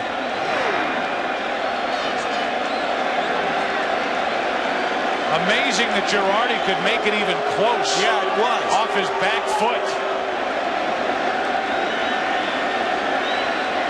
Not even close. Not even close. He's safe easy. The only question was maybe if Jeter had tagged Grissom on his left arm as he put it up to start his slide, but you could see, and now Cox has been ejected. And he's going to get into it with a third base umpire, Tim Welke, who he has had problems with this entire series. Welke, you may recall, was the right field umpire that obstructed Jermaine Dye's attempt to catch a foul ball that led to a big inning. In the fourth game. That followed the game the prior night when Andrew Jones was called out on a 3-2 pitch that looked well outside, and Tim Welke rung up Andrew Jones, which started the little history we have going on here.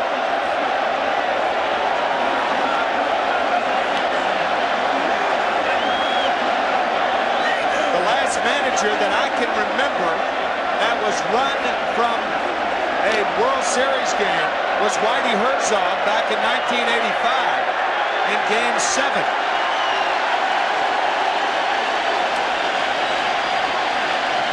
As you can say, he's in there right there. It really wasn't close to play at second base. He was safe. Well, the umpire at second base, Terry Tate, is a National League umpire, so I'm sure Bobby's had his run-ins with him during the course of the season or the last several seasons.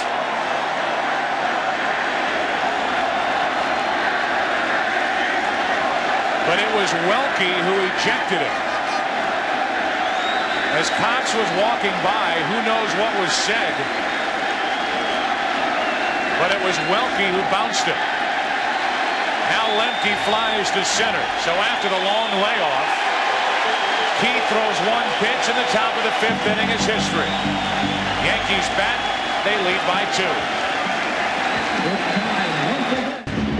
We get into the bottom of the fifth inning. Here in Yankee Stadium, tonight's aerial shots being provided by the Alta Vista on-site computing airship, demonstrating that business can be done over the internet from anywhere, even from 1,000 feet over Yankee Stadium. That's what's going on up above. What's going on down below. The Yankees out in front by 2, and Bobby Cox has been ejected. There was no doubt Cox had his reasons for his argument. Replays clearly showing that Grissom was safe. Got into it with a second base umpire, Terry Tate, and as he walked off, may have said something, may not have said something to Tim Welke, who bounced Cox out of this game. Jimmy Williams, a third base coach.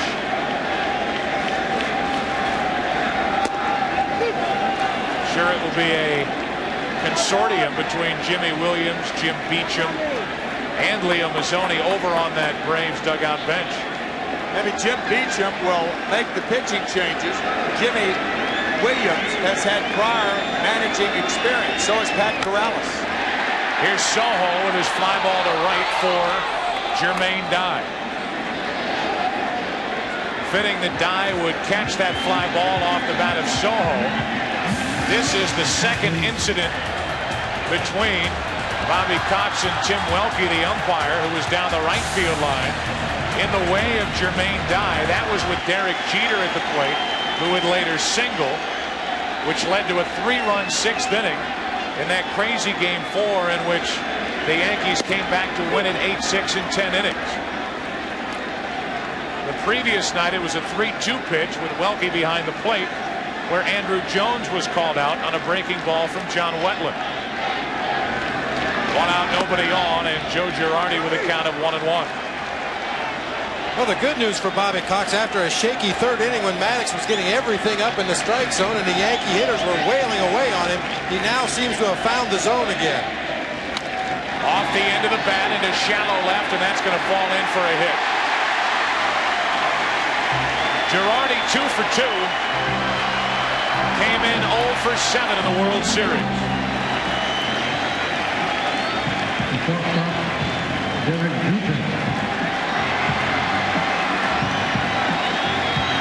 Tim, you're right about the last manager being ejected from a series game.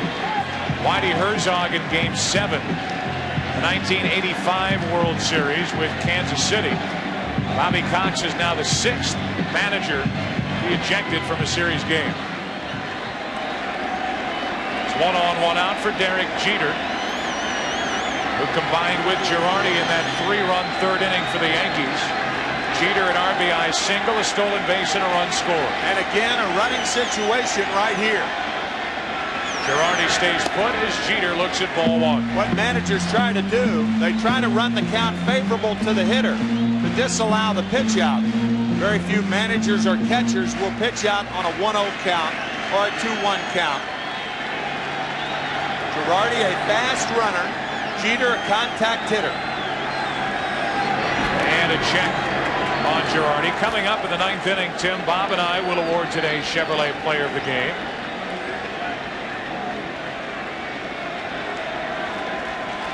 Joe Girardi trying to throw his name in the hat. 13 stolen bases, the Yankee record for catchers. 1 on, 1 out. Double play ball if someone can get to second. What a play by Lemke. What a play by Mark Lemke. 5-4-3 to end the 5th inning. And we go to the 6th at Yankee Stadium. Yankees out in front by 2.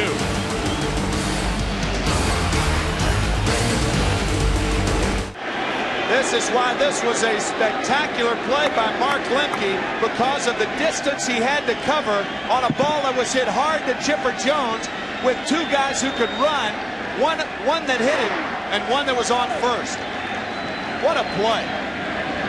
5-4-3 double play ends the 5th, and now Jimmy Key back to work in the 6th inning with the Yankees out in front 3-1. Chipper Jones leads it off, then McGriff, then Lopez. 1 ball, 1 strike. Great job by Chipper Jones to start that double play by floating the ball over towards second base and allowing Lemke to run under it, much like a quarterback would to a wide receiver. That's slicing down the right field line. It is trouble. Into the corner. It's a fair ball, and it hops into the seats for a leadoff ground rule double.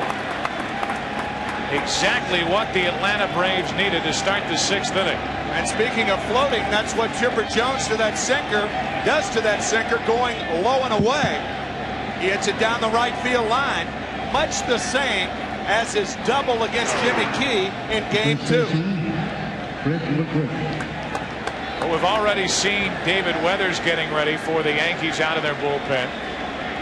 Whether it's Weathers or whether you get into Mariano Rivera land, here comes Mel Stottlemyre out to talk to Jimmy Key.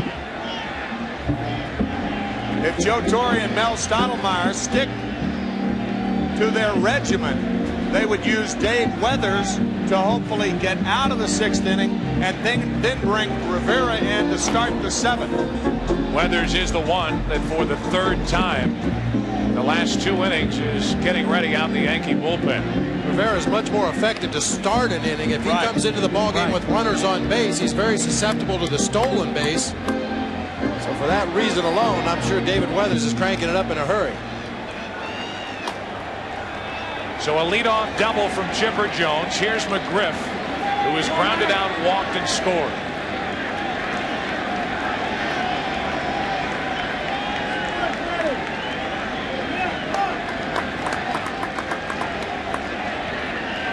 Braves trail by 2 here in the top of the 6th inning. And a strike catches the outside corner to McGriff.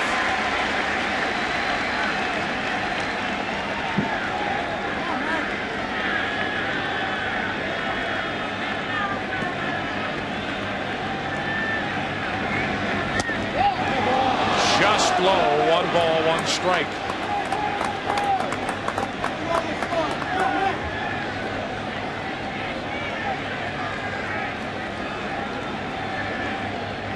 Jimmy Key trying to get around a leadoff double. Up the middle. Soho to his right.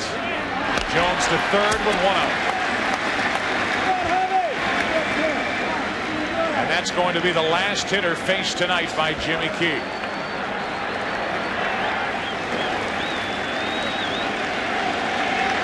Jimmy Key gets into the 6th inning, and he'll give way to the Yankee bullpen.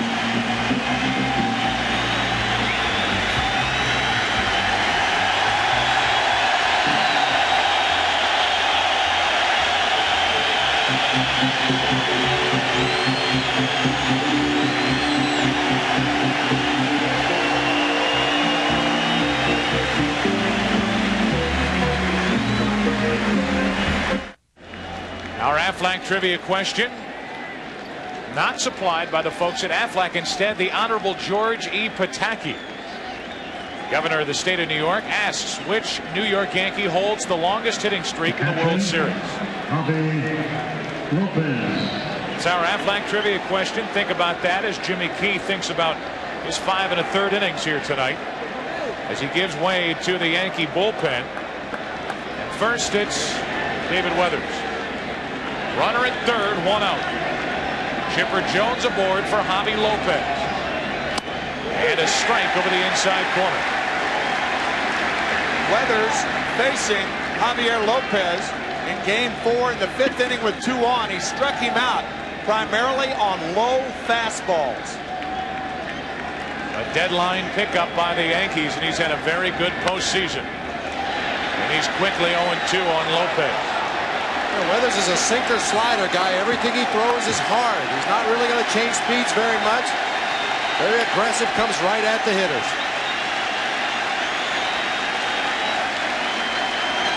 These Atlanta hitters all night, at least the right-handers, have been looking away. And already Weathers has come in on Javi Lopez, and he's 0-2. Now away, and he struck him out.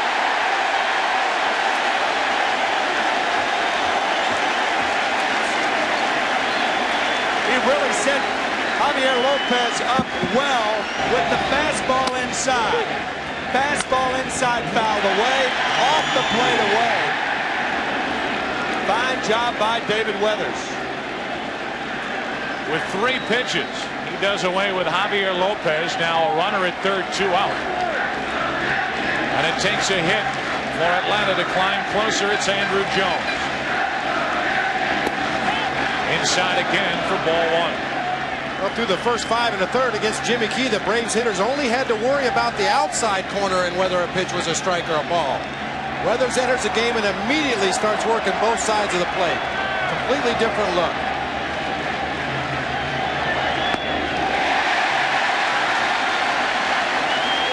3-1.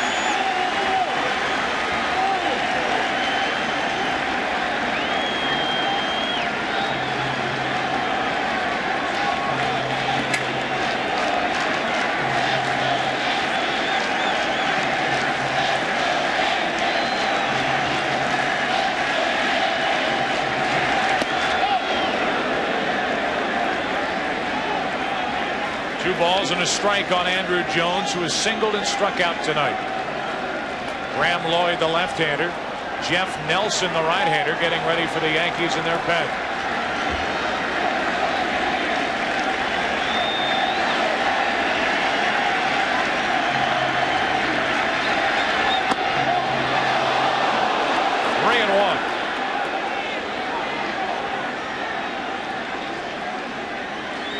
Tough slider down and away from Andrew Jones after throwing a fastball up and in. Girardi wanted that call, didn't get it. Tying run at the plate, runner at third, 2 out, 3-1 from Weathers. That will put the tying run aboard. A strikeout and a walk from Weathers. It's first and third, 2 out. And Jermaine Dye will be called back to the Atlanta dugout. And Joe Torre's already thought of that. Graham Lloyd, the left-hander, warming up specifically for a one-hitter, and that's Ryan Klesko. Joe Torre just waiting until Klesko is announced, and one would think he would bring in Lloyd. The only reason he's warming up. Here comes Torre. As Klesko is announced as the pinch hitter. Klesko will bat for Jermaine Dye. Joe Torre will make his second pitching change of the 6th inning. Weathers got 1 out. He walks Andrew Jones. And now we see Graham Lloyd.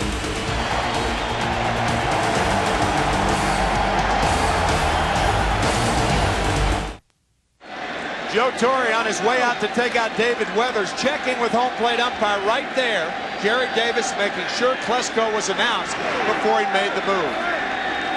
His move, as Ryan Klesko was announced, is to bring in Graham Lloyd. An ERA of 0 in 5 innings pitched. First and third, 2 out. Tying runs on, and ball 1 outside to Klesko. Klesko's last start was in Game 3 against David Cone. He's on pinch hitting for Jermaine Dye with runners at the corners, 2 out. Getting a good look at these first 2 pitches, 2-0.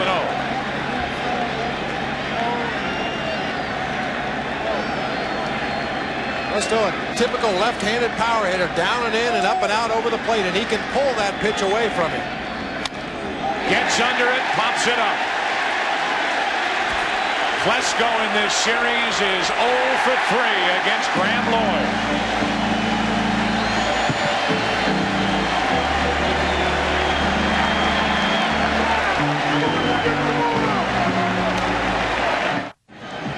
There's your score into the bottom of the 6th inning here at Yankee Stadium, Game 6. And guys, the Atlanta Braves have left 6 runners on base.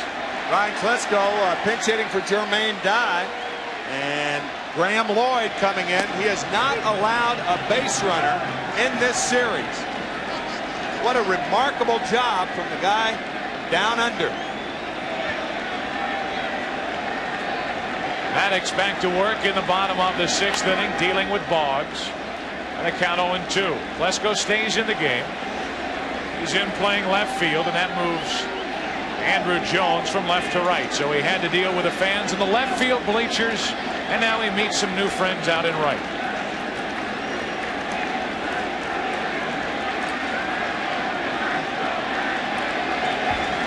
Boggs has flied to right twice. Reaching, hit the mound. That helped Lemke. 1 out. About the answer for our Aflac trivia question. Which New York Yankee holds the longest hitting streak in the World Series? Hank Bauer, 17 consecutive games. That's our Aflac trivia answer. And our thanks to Governor George Pataki.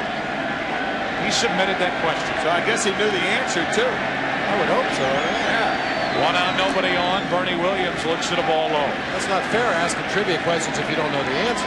Right. Williams has that RBI single his last time up. Jermaine Dye is finished for the rest of the night.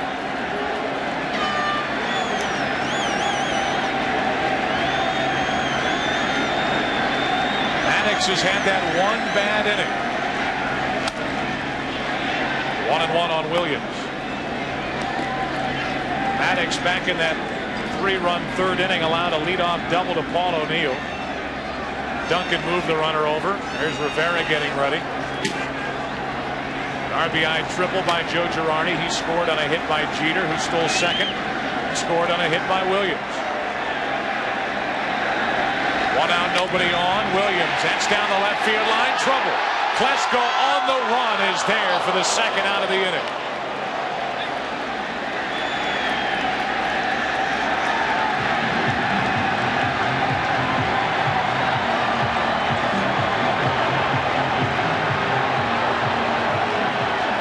Klesko, a much improved defensive outfielder. This ball slicing away from him down in that short porch in left field. Stays on that ball very nicely. While we show the replays, a fan has gotten loose on the field. Quickly disposed of. And with 2 out, nobody on here in the 6th inning, the batter will be Cecil Fielder.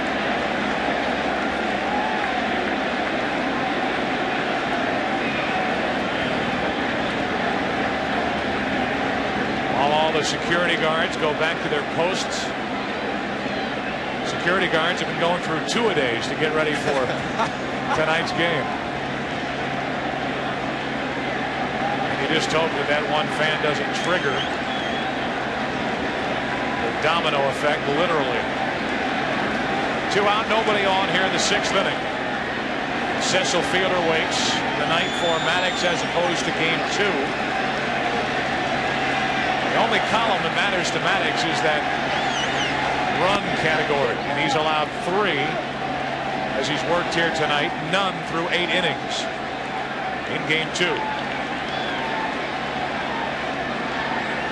Fielder is grounded out twice.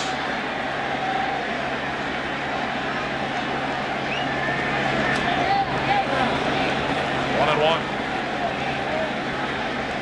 Some fans spoil it for a few, but there's a real diehard Yankee fan. Guy with the sign behind home plate, sporting Tommy John's career earned run average. Really? Yeah. There it is, right there. Let's illustrate that right there, folks. Tommy John's ERA for his career. Not bad. That's a real Yankee fan there. Oh, there's no doubt.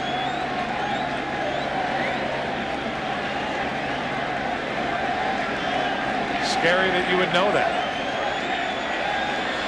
3.14. Base is empty. 2 out.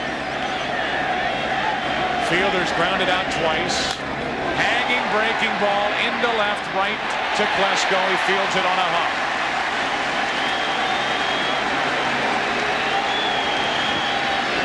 Here's a rare hanger from Greg Maddux, and Fielder put the bat on the ball. Klesko didn't get a real good read on it, and it fell in front of him. When power hitters take a big cut on pitches up in the zone, your natural instinct as an outfielder is to break back. Ball wasn't hit off the head of the bat. Klesko was fooled. It drops in for a single.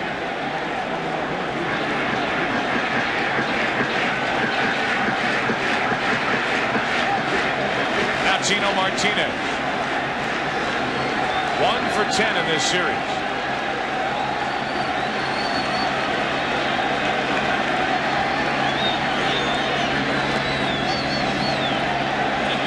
Fielder's not going anywhere on that ball. Ball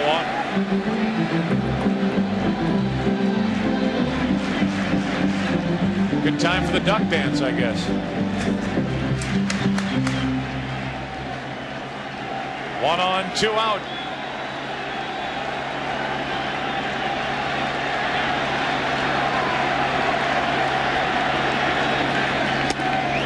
A strike on a changeup, 1-1. Well, Greg Maddux had only one of those throw it and duck innings, and that was in the third when New York scored all 3 runs. He was up in the zone that inning, but for the most part, you exclude that third inning, he's kept the ball down fairly well. Girardi, a flare hit in the 5th inning, a hanger that stayed in the ballpark off the bat of Cecil Fielder. They hit to left with 2 out, and now Maddux behind in the count, 2-1 on Tino Martinez. Joe Girardi has been a big part of the Yankees' attack here tonight. Not only at the plate with an RBI triple and a run scored and a single, but when he cut down Grissom on that ball that got away. Off the end of the bat to Lemke, inning over. We have played 6 here at Yankee Stadium. Yankees still out in front by 2. Back to Yankee Stadium after this from your local Fox station. Back at Yankee Stadium, which is just drenched in baseball tradition. Monument Park, the monument for Babe Ruth. Yankee Stadium opening on April 18th, 1923. Who hits the first home run? Who else?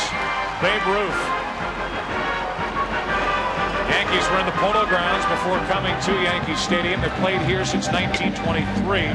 Save the 2 years in 74 and 75 when Yankee Stadium was remodeled and renovated.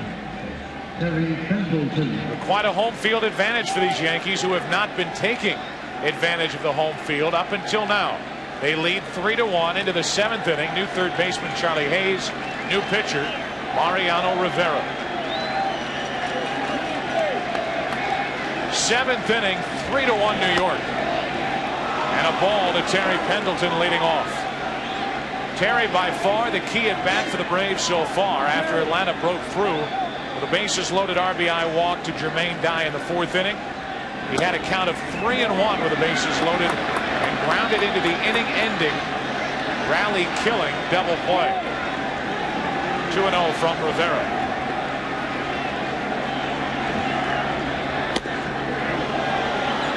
And Terry up there taking a strike, it appears.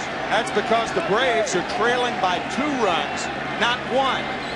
Up there hacking if they're trailing by 1, but he gets 4 straight balls from Rivera. How about that? Mariano Rivera, a walk on 4 straight to start the 7th inning, and that'll bring the tying run to the plate.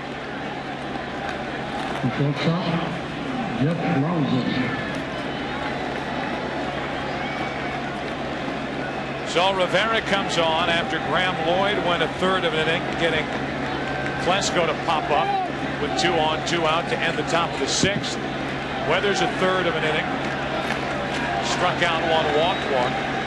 After Key went 5 1/3. Here's Jeff Blauser. He's doubled, he's lined out. And he's late. Strike 1. Well, Rivera can get erratic around the strike zone, particularly up in the strike zone. But he gets a lot of swinging strikes on pitches that are up out of the strike zone because of that tremendous velocity.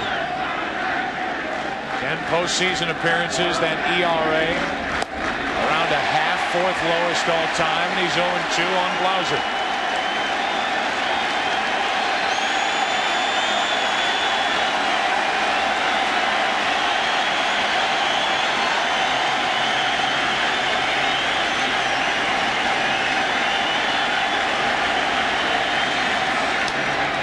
This has been the formula for the Yankees all year long.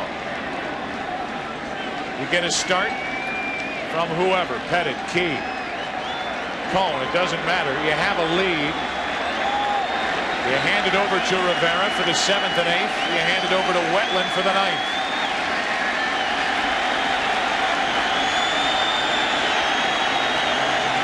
Oh, 2 to Blauser. That should stay in play. It will.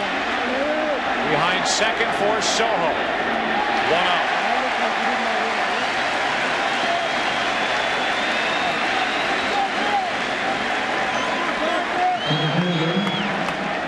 So Blauser 1 out of 3, and back to the top of the lineup. It'll be Marquise Grissom.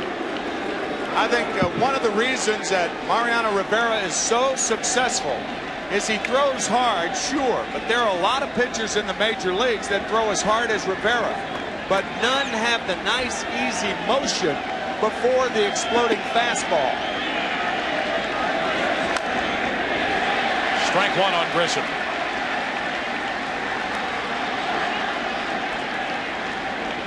Grissom a single his last time up, then with Lemke at the plate, a ball got away. Girardi off his back foot fired a strike down to second. Grissom was called out. And he was clearly safe, which eventually led to the ejection of Bobby Cox. Strike two. 96 miles per hour from Rivera.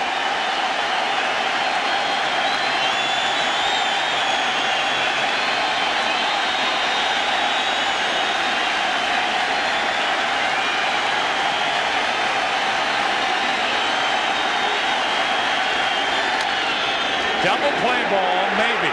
6-4. Didn't get them both.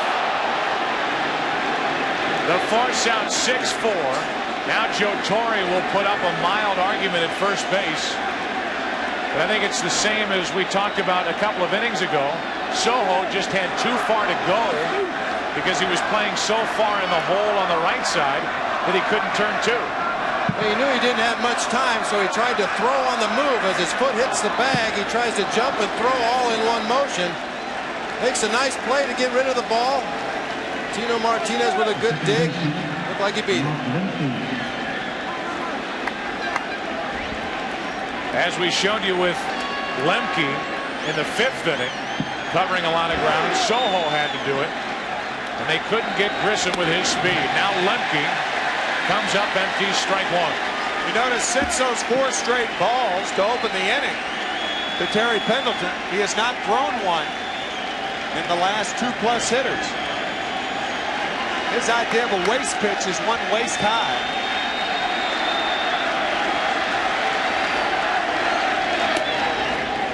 One and one on Lemke, 95 miles per hour from Rivera.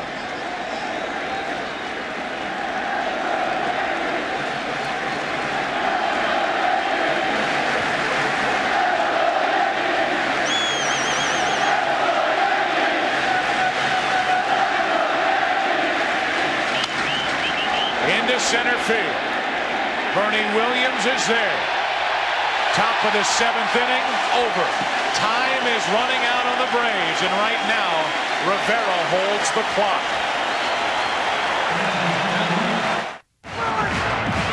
Well, at over 130 feet long and filled with 70,000 cubic feet of helium, the Alta Vista on-site computing airship, providing all these great shots from high above Yankee Stadium. We get ready for the bottom of the 7th inning. Maddux back to the mound. Strawberry leads it off. Strike one.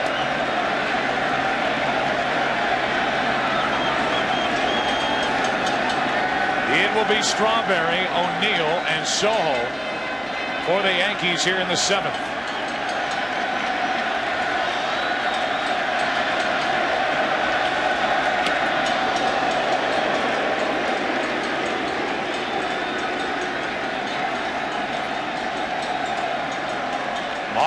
Rivera issued the leadoff walk and then blew right through the Braves.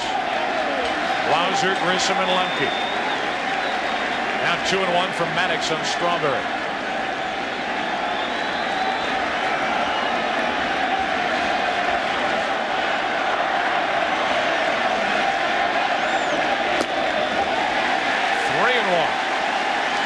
You can see Maddux snatching that ball back from Javier Lopez, very upset with himself. He doesn't find himself in the hole 3-1 very often.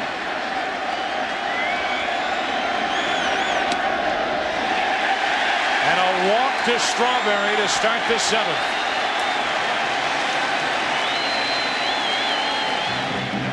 Wayne and Janet Gretzky. Wayne, of course, now a member of the New York Rangers, and don't forget the NHL All-Star Game coming up here on Fox, January 18th.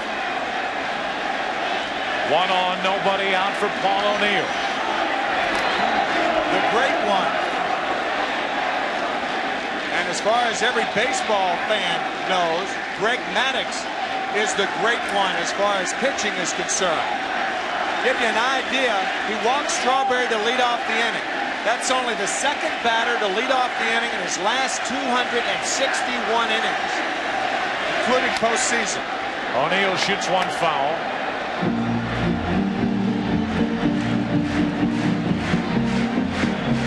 Up to 82 pitches, which is his total from game 2 when he won 8 shutout innings. Usually you would think about starting Darryl Strawberry to stay out of the double play. Paul O'Neill grounded into 21 double plays during the season, but Strawberry with the bad toe, O'Neill with the bad hamstring. Not really much Joe Torre can do. The Braves with an active bullpen. 1-1 on O'Neill. Nagel and Bilecki getting ready for Atlanta as Maddux issues his first walk of this year's World Series.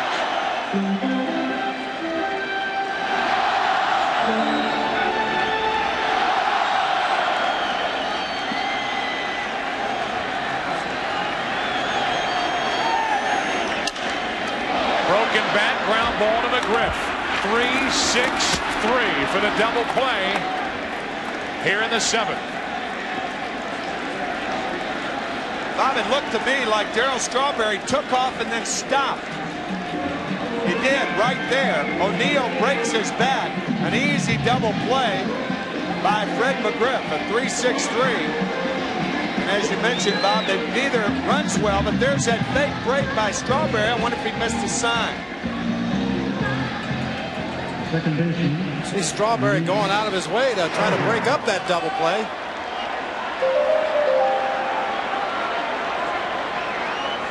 O'Neill now 1 out of 3. Soho shoots it foul.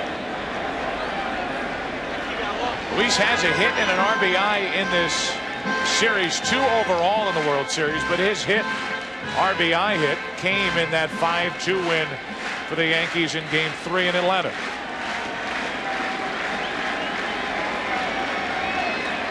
He's 0 for 1 since entering back in the 4th.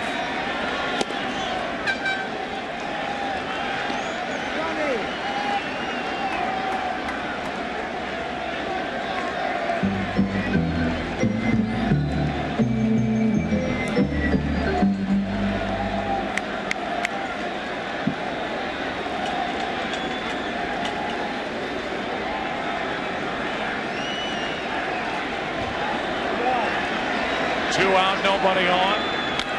Soho down the left field line. Extra bases for Soho. It's a double with 2 out. That's his 3rd hit in the World Series.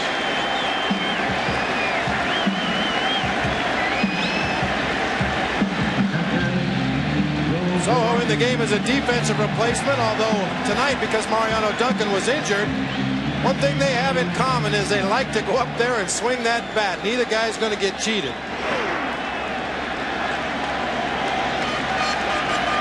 And the inning continues for Girardi. He's tripled, he's singled, he's driven in a run, he's scored a run. Right-hand Blauser, good play, took a funny hop, and the inning comes to a close. We have played 7. Braves bat, 8th inning, time running out. Rivera back to work.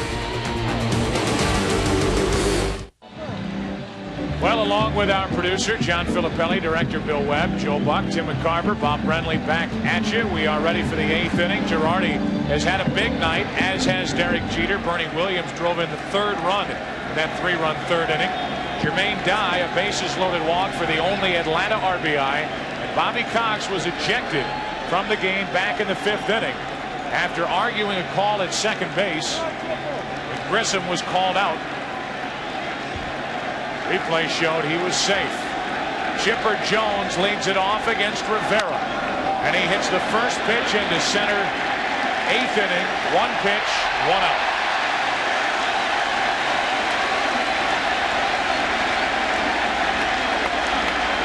If there is a Game 7, it's David Cohn and Tom Glavine, and it's tomorrow night, and it will be right here on Fox at 7 Eastern.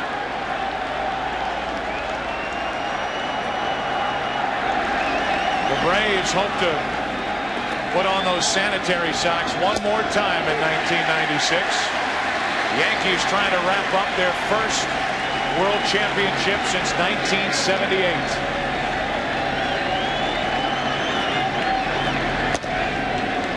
1 to McGriff.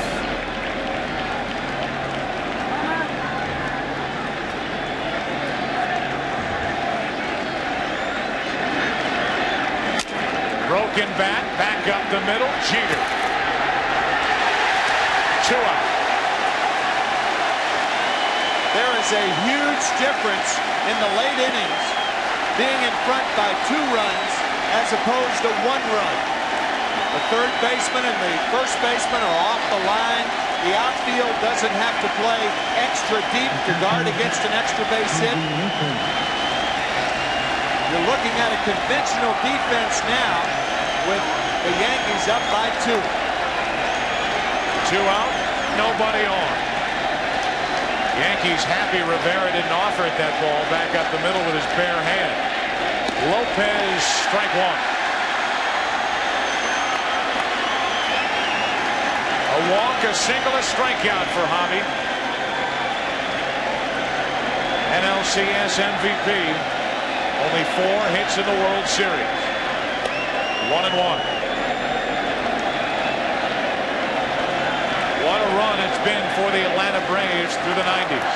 They're in the World Series for the 4th time in the last 5 World Series.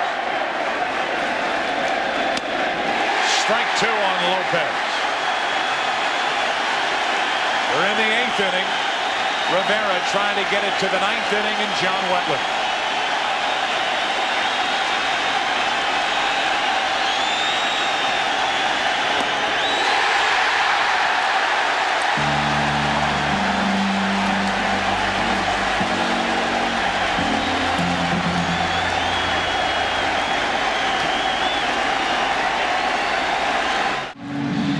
Well, this place is shaking literally as we get into the bottom of the 8th inning. Yankees batting, Yankees leading in the game and in the series. George Steinbrenner and all the Yankee fans hoping tonight is the night they bring the World Championship back to New York for the first time since 1978. Ted Turner, different sort of rally cap. Right now, he and the Braves hope Maddux can keep it a 2-run game. Jeter leads it off and takes a strike.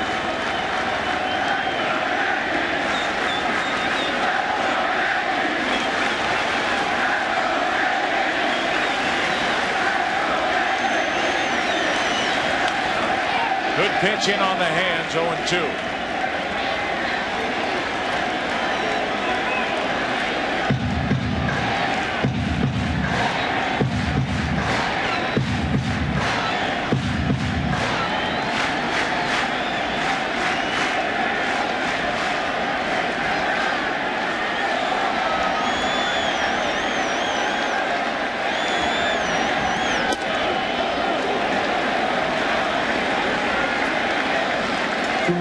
Maddux still trying to hit those corners, 1 and 2.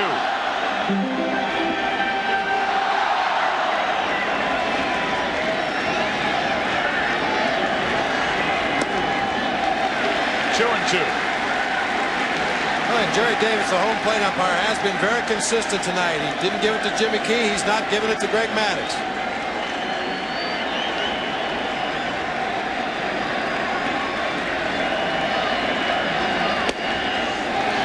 From 0-2 to 3-2. Charlie Hayes on deck.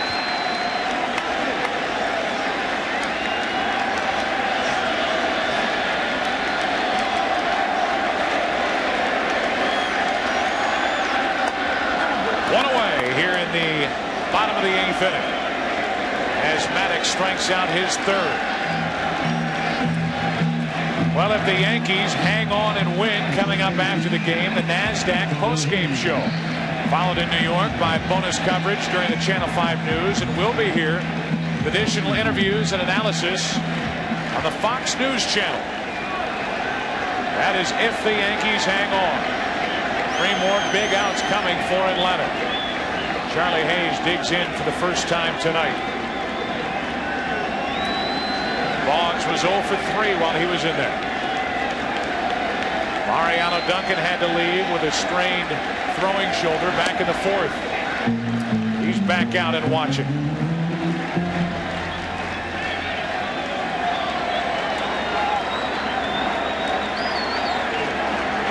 What would this series have been if David Justice were healthy? 2-0 on Hayes.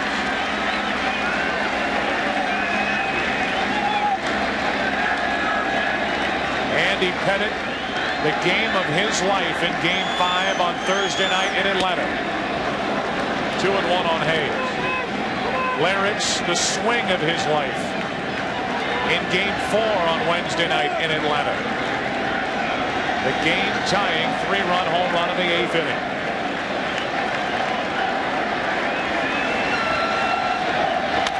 Up the middle, knocked down by Maddux. Another fine play, 2 out.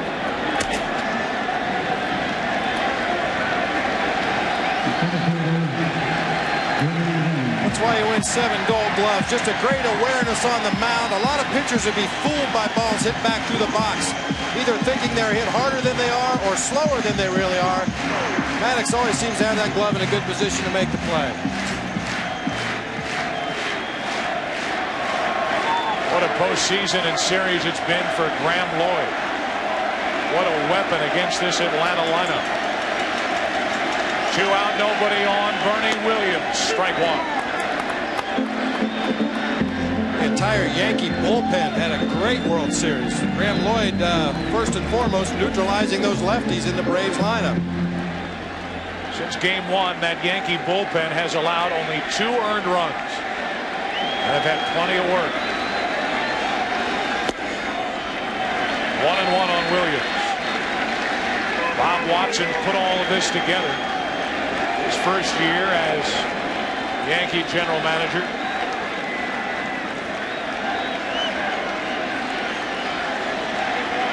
Bernie hit a homer. They're thinking. 1-1 to Williams. That's out of play. Not only did Bob Watson help put all this together, on the recommendation from Arthur Richmond, senior advisor to George Steinbrenner, he brought in Joe Torre.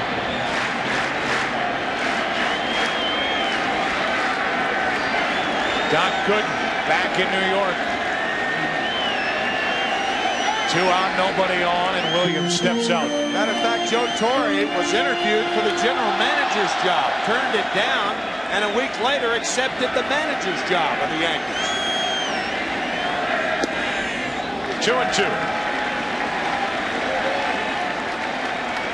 Wade Boggs, his first trip back to the World Series since 1986. We had fun showing him throughout this World Series. 2 balls, 2 strikes on Bernie Williams. 2 out, nobody on. To the right of Lemke, a base hit. You know, while we set this up, with the Yankees out in front 3-1. Here comes Jim Beecham, the acting manager for the Braves. He's going to pull Greg Maddux here in the 8th inning. Just going to say the Braves have 3 more outs, and they will have Andrew Jones, Ryan Klesko, and Terry Pendleton to the plate in the 9th. Greg Maddux cannot be a winner in Game 6. Great work. He leaves the Braves down by 2. Win, lose, or draw, what more do you want from Greg Maddux? Every time he takes a baseball in his hand, he gives your team a chance to win. Only 1 bad inning tonight, and he gives way to Mark Wohlers. Yeah, Wohlers followed Greg Maddux in Game 2 of this series. Much better results that night for the Braves as they combined to shut out the Yankees 4-0. Wohlers struck out the side, also gave up 1 base hit in that 1 inning of work. Maddux working 15 2/3 innings and giving up 3 runs.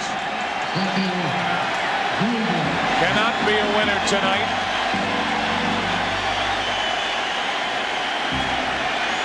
Now it's Wohlers facing Cecil Fielder. 1 on, 2 out, trying to shut down the 8th.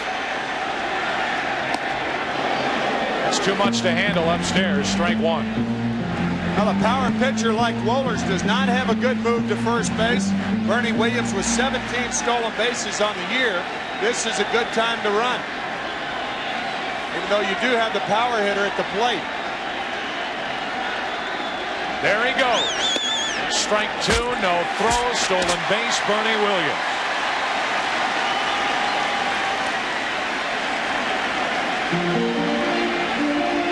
That is his first of the World Series.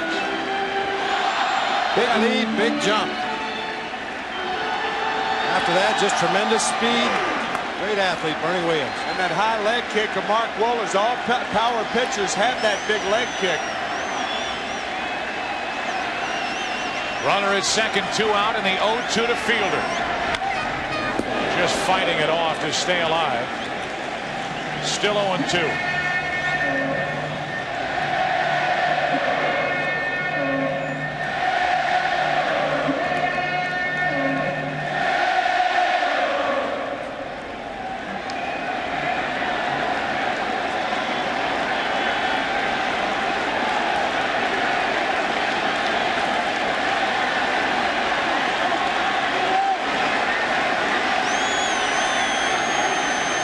Second, Williams, 2 out.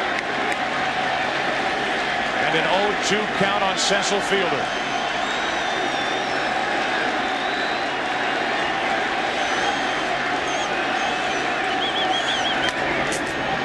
Plenty of time for Blauser. Inning over. We head to the 9th. Here in the Bronx, they're 3 outs away from a world championship. This World Series got underway last Sunday night after the Saturday night start was rained out. It started Sunday night and it was a 12-1 Atlanta win, followed by a 4-0 Atlanta win in Game 2. Since then, the Yankees have won 3 in a row. They've won all 8 they've played on the road in the postseason. John Wetland will try to save every one of the Yankee victories in the World Series. He has 5 saves in the postseason, 3 in the World Series, and the Yankees are 3 outs away from their first World Championship since 1978. And if the Yankees do win it, the parade will be down in the Battery on Tuesday morning. John Wetland takes over. Andrew Jones leads it off and looks at a ball.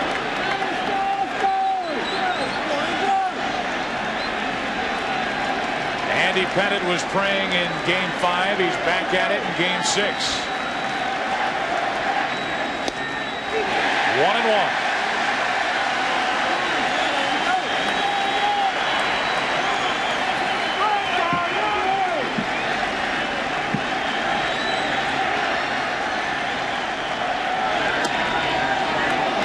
Andrew Jones, very patient as always. 2-1.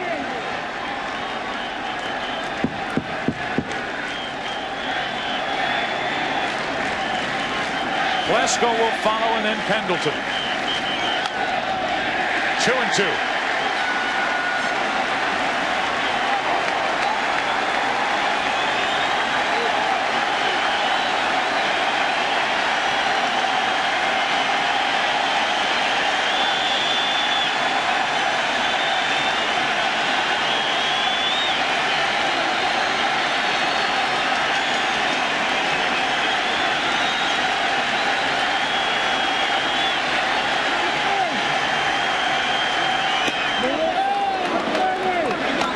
From Wetland.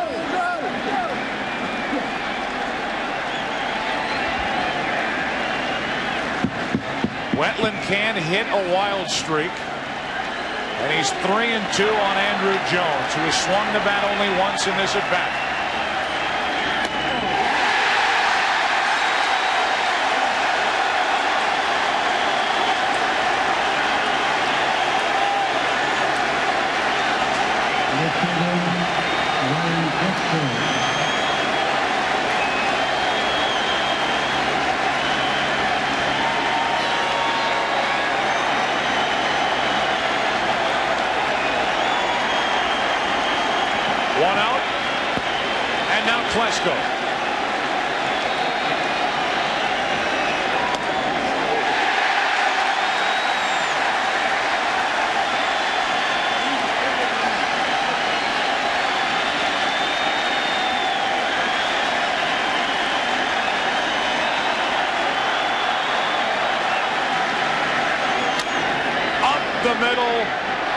glove of Jeter, and Klesko is on. With 1 out in the 9th inning, that means the tying run will come to the plate. Ground ball that eludes John Wetland.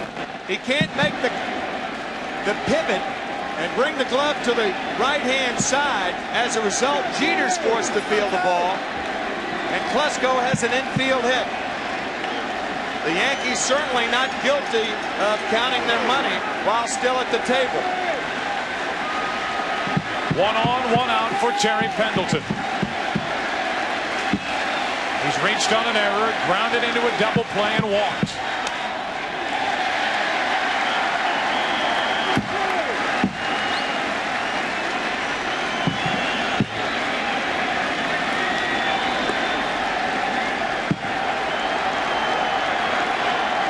Joe Torre making sure Bernie Williams is the proper depth. Outfielders are reminded, on any hit to the outfield, throw the ball to second base. No doubles in this situation. You don't want the potential tying run to get to second base.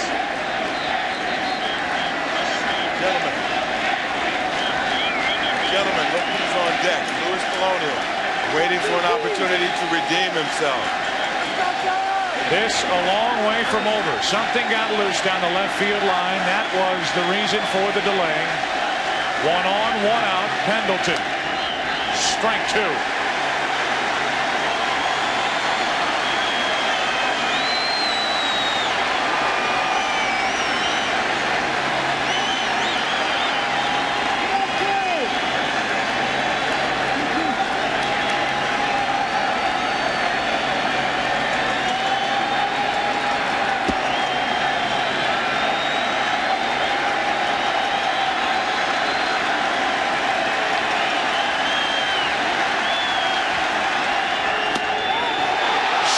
Missed inside, and Pendleton able to hold up 1 and 2. It appeared that he held up. This ball just off the plate on the hands. It's close. And a 1-2 count on Pendleton.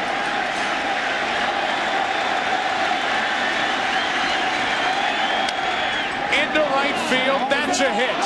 Klesko will stop. Now he'll head to third. Throw cut off, and it's first and third, 1 out. Pendleton comes through with his 2nd hit of the World Series, and now the tying runs are on. A breaking ball over the middle of the plate, and Paul O'Neill making sure that he throws the ball to second base to keep Pendleton at first. And as Dave Whitfield said, Luis Polonia, the pinch hitter, a little redeeming value here, right, David?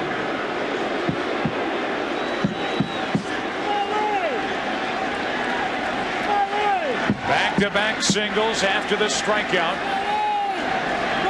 Pettit can't watch again. Now Polonia batting for Blauser. Right down the middle, strike 1.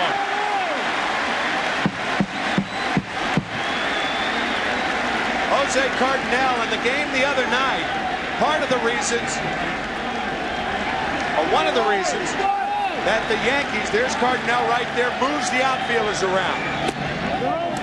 Polonia was the batter against Wetland.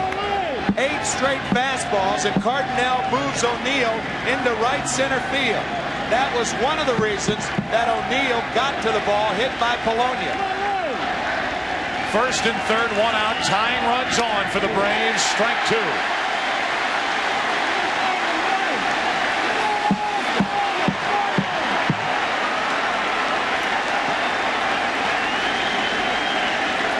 You can see just how far O'Neill is off the line. Cardinale and the Yankees do not believe Polonia can pull Wetland. First and third, 1 out.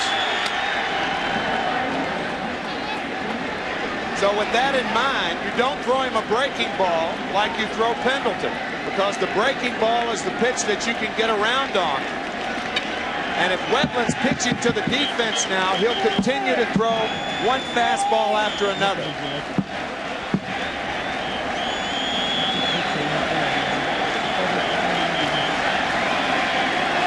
Andrew Jones led off. He struck out. Back-to-back singles by Klesko and Pendleton. Now Polonia.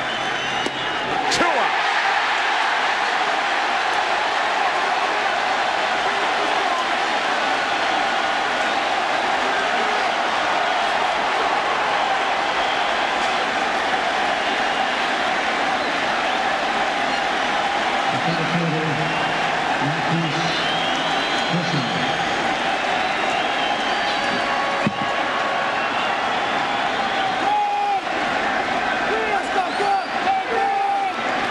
It took Joe Torre 4,272 games as both player or manager to get to the World Series.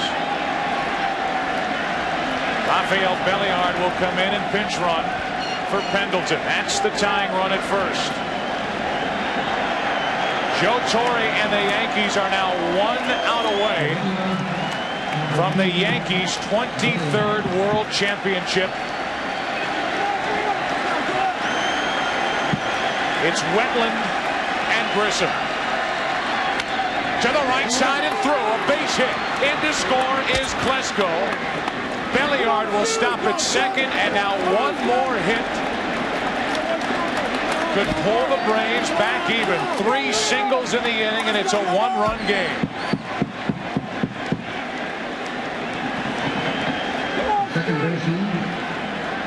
First ball hitting, fastball away, poked into right field.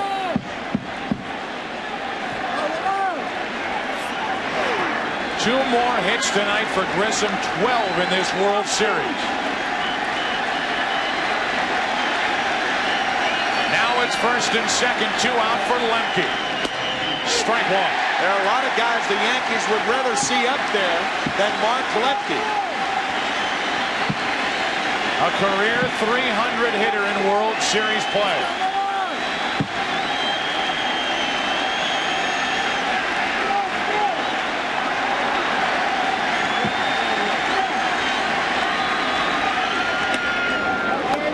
One and one from Wetland. Lemke tonight is grounded out and flied to center 3 times. There's the tying run, Belliard. There's the go-ahead run, Grissom. Very good speed on for the Braves.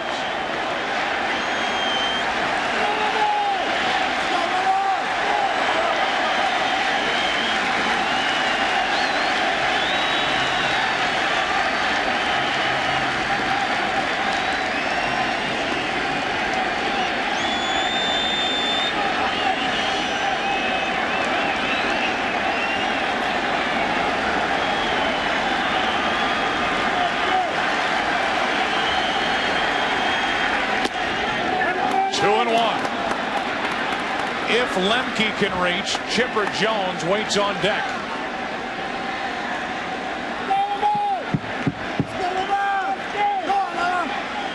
Now Girardi wants to talk to Wetland. Well, the reason for that is you want to be sure in this situation. If a catcher wants to go away and a pitcher wants to go inside, and you end up throwing that pitch, it'll be right down the middle of the plate. So Girardi making sure not only of pitch selection, but pitch location. The starter and potential winner for tonight's game, Jimmy Key, watching. 1 run home, 2 on, 2 out, 2 and 1 on Lemke. 2 and 2, and the Yankees are 1 strike away.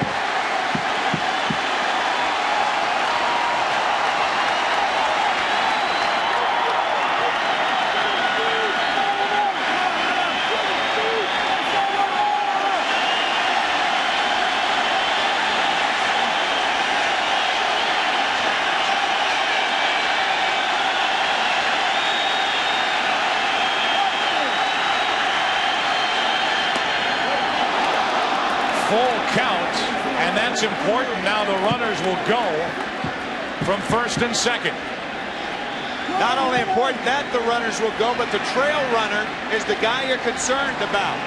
He is the fastest guy on the Yankees team, and a short double, he can score the go-ahead run. Runners going, Lemke pops it foul near the dugout. And just out of the reach of Charlie Hayes. interference could have been called on that play. There was a guy in a road uniform, and I don't know who it was. I think Charlie Hayes actually collided with an Atlanta player in uniform right there. You're supposed to clear the top step. Hayes had a shot at it, and now it is cleared. But something could have been called as Hayes collides with an Atlanta player in uniform. Inches away, and the count stays 3-2.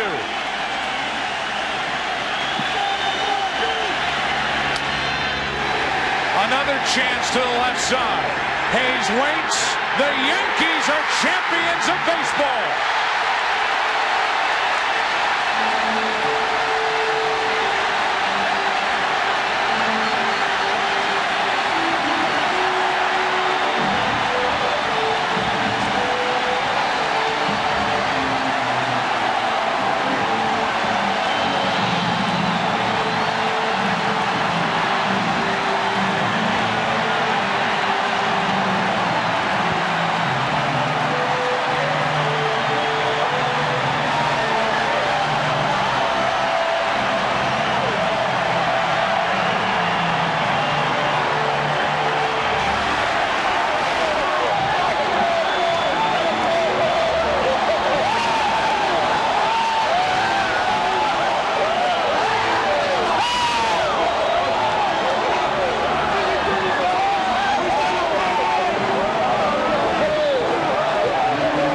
Center of all that is today's Chevrolet player of the game, Joe Girardi. Not only the work he did behind the plate, but at the plate with an RBI triple and a run scored and a single, and maybe the biggest swing of the night off the bat of Girardi in that 3-run third inning. The only scoring the Yankees would do tonight against Maddux and the Braves. And it was enough for a 3-2 win in Game 6. A 4-2 win in the 1996 World Series for Joe Torre, his first trip to the World Series, and the Yankees come away with a victory. Greg Torre is on the second day of his second heart. Joe Torre's on his 56th year of his first one. Both are overflowing. Congratulations to the Yankees and to the Atlanta Braves. It's the New York Yankees, the 1996 champions of Major League Baseball. Stay tuned. We'll return after these messages with the NASDAQ postgame show, including the presentation of the World Series trophy and the Series MVP award.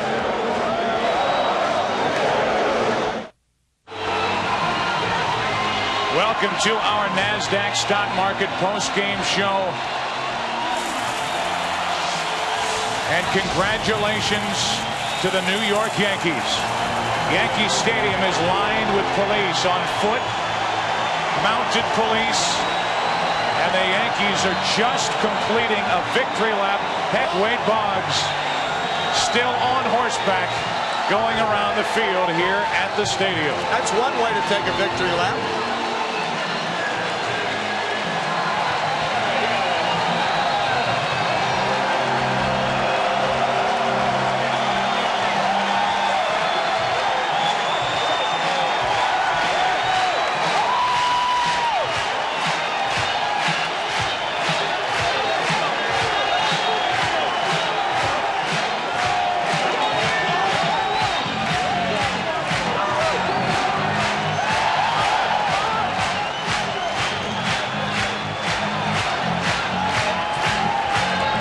The Yankee victory train heads to the Yankee clubhouse. We'll take a break. Come back with more of our NASDAQ postgame report from Yankee Stadium, where the Yankees win it 3-2 and the series 4-2 over Atlanta. Welcome back to the NASDAQ postgame show after the Yankee 3-2 win tonight. The series win 4-2. We send it down to Steve Lyons, who's standing by with Joe Girardi. All right, Joe, it's pretty wild down here. Joe, you got this ball club on the board tonight with the triple. Tell me what pitch you hit in the third inning. I just hit a high fastball. I was looking to hit something in the air, and, you know, a lot of those situations I'd been given the safety squeeze all season, and Joe let me hit. You sat behind the plate for most of this season watching those relief pitchers, Rivera and Wetland, come in and close the door all year long. Tell me about the job those guys did. Unbelievable once again. You know, we thought if we could get a lead and get to the 7th, you know, we had a great chance of winning. And it took all the other relievers to help us to get to the 7th. Jimmy Key, everyone was great. Stanley leaves here as a free agent. You come over here in a trade from Colorado, and now you're a world champion, man. How's that feel? I just want to thank Jesus and God because they're the ones that made it happen. All right, man, go celebrate with these guys. All right, we're going to throw it back to Joe Buck right now. All right, Steve, thank you very much. What a night it is here in New York, and the celebrating just beginning. We have plenty more coming up for you from Yankee Stadium. Wetland closed it out. Jimmy Key got it started. Girardi, a big night at Yankee Stadium. Their prayers came true.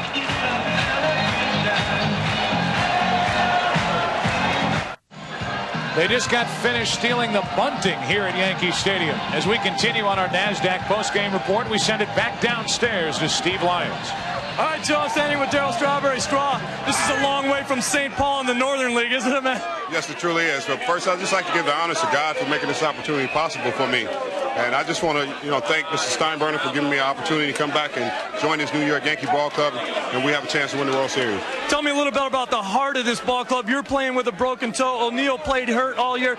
Great play you made in Game 5 off Blauser. You guys really played with your hearts on your sleeves this series. I think we was just very determined. I think everybody realized that we struggled the first 2 games here. And then we went down to Atlanta. We went in there with a lot of confidence and believed in ourselves. And that just goes for our manager. Our manager gives us that kind of credit about ourselves and gives us that kind of belief about ourselves. And we just wanted to go out and play hard and try to win ball games down there, and that's basically what we did. All right, Darryl, have a good time in here, all right? Thank you. All right, Joe, let's throw it back up to you. All right, Steve, thank you very much. Congratulations to Darryl Strawberry. Those guys are about to get drenched. Yes, they are. Down in the respective clubhouses. Here is the way it will read tomorrow in the New York Post. Extra, extra, extra, extra, extra. World champs. The Yankees beat the Braves to take the series. No specifics, but they had it ready, and this is what will be on the newsstands tomorrow as the Yankees, Tim McCarver, wrap it up for their first World Championship since 1978. And what a remarkable story. Joe Torre, fired by the St. Louis Cardinals last year, his first year as a manager in the American League, and he wins the World Championship. Unbelievable. Chip Carey is coming up. I'm telling you, these guys are about to get wet. Let's send it down to Chip Carey for the presentation of all the awards we'll hand out here tonight at Yankee Stadium. Okay, Joe Buck, thank you very much. The bubbly has started to fly here at Yankee Stadium. Briefly on the podium, scattering just for a moment, is Acting Commissioner Bud Selig and the President of the American League, Dr. Gene Budig. They are here to present the World Series trophy to Yankee manager Joe Torre and their general manager, Bob Watson. Mr. Acting Commissioner. On behalf of all of Major League Baseball, sincere congratulations, Joe and Bob, and to George Steinbrenner and everybody involved. It's a great World Series. Joe, you've waited a long time for this. You deserve this, my friend. Congratulations. Thanks, Bud. Oh, Bobby, is that nice and heavy or what? Oh, yes. We can share it a little, Joe. Joe, the World Series is back in New York City. Was it worth the wait? I tell you, Chip, I think when you get as old as I am, you learn to appreciate it. It may only come down one time, but I'll tell you, this is the best feeling between yesterday and today, the best feelings I've ever had in my life. 36 years. Woo. Boy, oh, Your boy. first I remember when you were this big. Well, let's not bring that up. I've got to ask you the emotions of this year. Your brother Rocco, your brother Frank. Yeah, it was tough, Chip. I think I was all cried out in the championship series, but my brother Frank with the heart yesterday. My brother Rocco died suddenly. He was with me this whole series. I know that because I just felt him.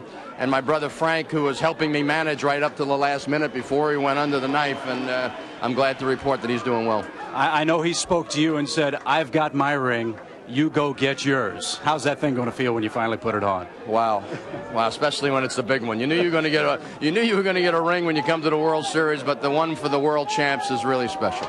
Did you ever have any doubts with this ball club? You had the 12.5 game lead. It shrunk to 2. Everyone said, oh, my goodness, the Yankees are in trouble. Now you come back down 2-0 to the Atlanta Braves. You go in and you beat the defending champions 4 consecutive times to win the trophy. Never had doubts about this club. The only thing is the first 2 games of this series, we didn't play like the Yankees because I think maybe the layoff hurt us. Not that, Smoltzy and Greg weren't wonderful, but we didn't have at-bats. We didn't do anything. And then all of a sudden we got a little animated, we got some little energy, and all of a sudden here we are. That 6-0 game had to be the one that really catapulted us. Did you know you're the first native New Yorker to lead the Yankees to the World Championship? Well, I can tell you by the pass list that I'm a native New Yorker. I know that. Well, congratulations. Enjoy the celebration. You're on top of the world tonight. Thanks, Chip. We got a little more business to get with you, Joe Torre, in just a minute. Let's bring on the general manager, Bob Watson, to talk about this ball club. Bob, what a year it's been for you and this ball club. Congratulations. Well, thank you, Chip. I just can't say enough for the way this organization has put forth the effort to win. You can say what you want about Mr. Steinbrenner. He wants to win as bad as anybody. We have the highest payroll, and we have the best talent in this clubhouse, and that's a tribute to his desire to win. And I just thank him for the opportunity. Sweet redemption for you. This victory, your team wins the World Series now as the general manager of this team. Well, first off, for me as a minority sitting here holding this trophy, some 50 years ago, Jackie Robinson, broke the color line, and today I'm an awful proud guy holding this trophy. Bob Watson, congratulations. All right, Bob Watson, the general manager of the New York Yankees. Steve Lyons has a guest as well. Steve? All right, Chip, I'm down here with Wade Boggs and his wife Debbie and his daughter Megan and his father Wade in '86. 10 years ago, it just barely slipped away, not this time. I tell you, when that pop-up went up and Charlie was under it, I said, please, Lord, just let it fall in his glove. I've seen strange things happen, but nothing expresses the feeling I have right now. There's a lot of guys, including myself, that gave this team up. No one thought that you guys could do it. You guys were the only ones that believed in yourselves. We believed in ourselves all year, and we've been up against some hard times, and we could have packed it in when we went to Atlanta, and this team's just never given up, and its heart's as big as the Twin Towers right now. Now, what about the heart on this ball club? Have you ever played on a team that plays with more guts than these guys? I'm telling you, just no matter what you do, somebody gets hurt, you stay in the lineup, guys give themselves up. It's just the feeling, you can't describe it. This team's never given up, and we had to play one more game, and it was like, come on, guys, we got to have this. Last year, me and you watched Mo Vaughn run around on a horseback in Boston when they won the divisional championship. You just ran around the field on horseback as a world champion. How'd that feel? I just wanted to thank the fans. The fans have been behind us 100% all year, and when we came back to New York, this is the greatest feeling in the world. Unbelievable. All right, enjoy this with your family. Let's go back to Chip. He's got the MVP of the World Series in 1996. All right, Steve, thank you very much. The boss, George Steinbrenner, on the podium as well with Yankee manager Joe Torre. We're going to talk to the boss, George Steinbrenner. Mr. Steinbrenner, congratulations. It's been a long time. Been a long time, but it's great for New York, and Joe Torre and the players did it all. Third championship under your helm here, under your leadership here with this ball club. We've been in there quite a bit in the last few years. I'm just happy for New York. Tell you what, you've made quite a general manager yourself this year. The signings of Dwight Gooden and Darryl Strawberry, those two players during the regular season, and especially Strawberry during the postseason, were tremendous. Well, they have really contributed a lot to the ball club, but there's so many human stories in this Yankee club that you could truly say it's New York. There's the mayor. Has he been up here? Get up here, Rudy. Is this Yankee team? Hey, you're my #1 advisor. Mayor Rudolph Giuliani here. Longtime Yankee fan. Well deserved. How about this ball game? Congratulations. Thanks, Mayor. Unbelievable. You stuck with this team. You did a great job, and we'll have the biggest. With us. We'll have the biggest and greatest parade ever on Tuesday. Great. 11 o'clock. Right up Broadway. I'll be there.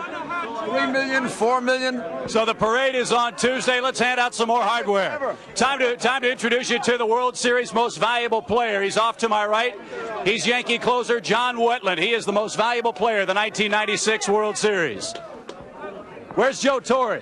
Oh my goodness, John! This is Are you kidding me? John, what a performance!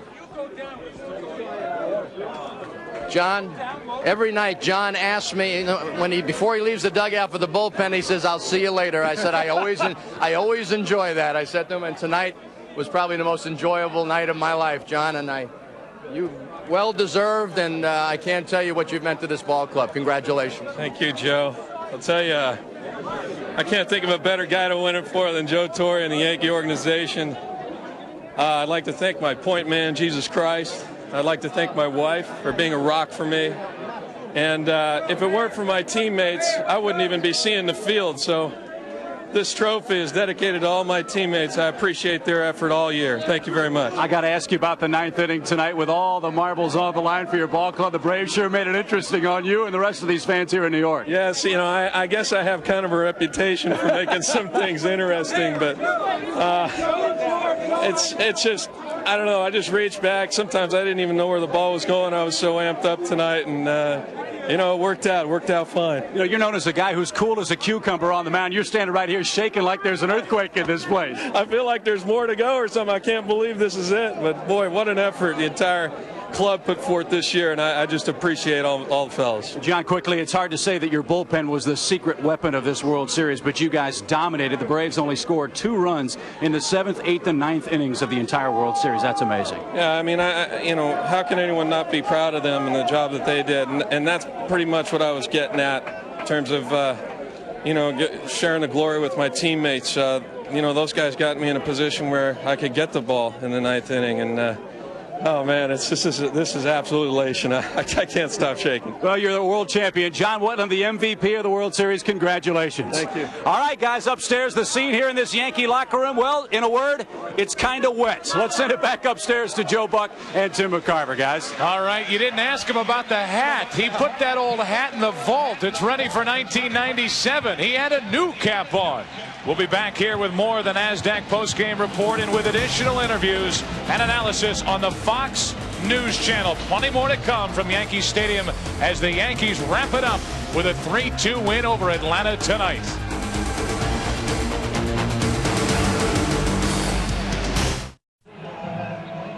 I'm with Bobby Cox outside the Atlanta Braves clubhouse. And Bobby, after winning the first 2 games of this series here in New York with your pitching staff, did you think there was any way this could happen?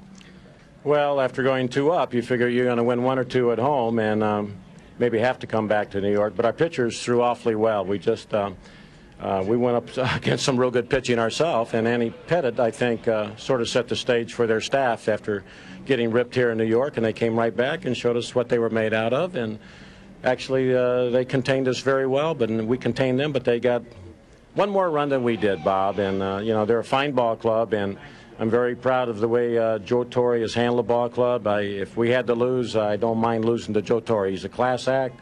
His ball players act very much like professional players, and that's a reflection on him. And they've got all our respect. And, there's no excuses. We don't blame the umpires. We don't blame bad hops. We don't blame anything. We simply got beat. And on the other hand, I'm very proud of our club. This is the 4th time in a possible 5 years we've been here, and I defy anybody else to say that they've done that. So it's a great club we've got. I'm proud of them. They're great competitors. We never gave in. We thought we were going to win tonight and win tomorrow night if there was a game. So I can't say enough about our ball club. I thought they had a lot of courage, and they gave it everything we had, and they had, and so did we. So, we'll salute the Yankees, and we'll hop on a little airplane tomorrow and go home, and we'll finally say have a nice winter.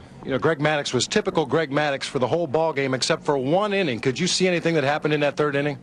From the bench, it's hard to tell, Bob. I think probably got some pitches down the middle, and, they jumped on him. And he hadn't been hit hard at all any of the games in postseason. And he only gave up 6 hits tonight. I thought he pitched a masterful ball game. And, a lot of our guys were on fumes, and so was theirs probably. But those are the competitors that always rise to the occasion. And Smoltzy finishes with a 0 ERA, and he's 1-1 in this thing. And Greg's not going to pitch any better than he did tonight. He had the one little bit of a rough inning, and Tommy Glavine's 3-hitter goes unnoticed also. So, we're proud of the organization and the ball club, and we have nothing to be ashamed about. We're a winning organization, a winning team, and we've been here an awful lot. We'd like to have more world championships, but we'll settle for the National League Championship this year. Well, Bobby, congratulations on your reign as National League champions for a year. Let's throw it back up to Joe in the booth. All right, Bob Brenly, thank you very much. Hey, some of you will be returning to local programming, while most of you will be staying with us for continuing post-game coverage. You just saw the reason why the Atlanta Braves are in such good hands. Bobby Cox, John Schuerholz, Ted Turner, they've got it figured out in Atlanta. They've been here 4 of the last 5 times in the World Series. They're doing just fine. But tonight, in the 1996 season, belongs to the New York Yankees. You know, we've had a lot of fun in our first year here on Fox covering baseball, bringing back the Saturday game of the week. Our kids show, Fox in the Zone, that'll be back next year. Little innovations, mics in the bases, the Fox box, what have you. It's been a lot of fun, and we hope we've made our little dent on baseball here in 1996, our first year. We also talked about the labor agreement this year. It seemed at one point it was just around the corner. Now again it seems it's just around the corner. We'll all have to cross our fingers and hope that it is just around the corner. I think we all jumped the gun a little bit too early the last time around. We also learned in 1996 that the word dynasty is a fragile word, and maybe we throw it around too easily. But the Atlanta Braves, back in the World Series here in 1996, after winning it in 1995, proving to all of us just how tough it is to become a dynasty. The Atlanta Braves are the closest thing we have to it in baseball. A year that belonged to the New York Yankees, back in the World Series for the first time since 1981, and a World Championship here in New York to celebrate for the first time since 1978. And I think maybe the biggest thing I know I'll take away from it is, while we all look at the game of baseball at times like a life or death situation, you have to remember it's just a game. What Joe Torre went through in 1996 with his brother Rocco, with his brother Frank, proves that is life and death. This is just a game, and for that, we should be very happy. It's been a fun year on Fox. Our coverage continues, and our very best congratulations to one of the best men in all of baseball, Joe Torre, and to the New York Yankees. They are the 1996 World Champions. We say so long for now from Yankee Stadium.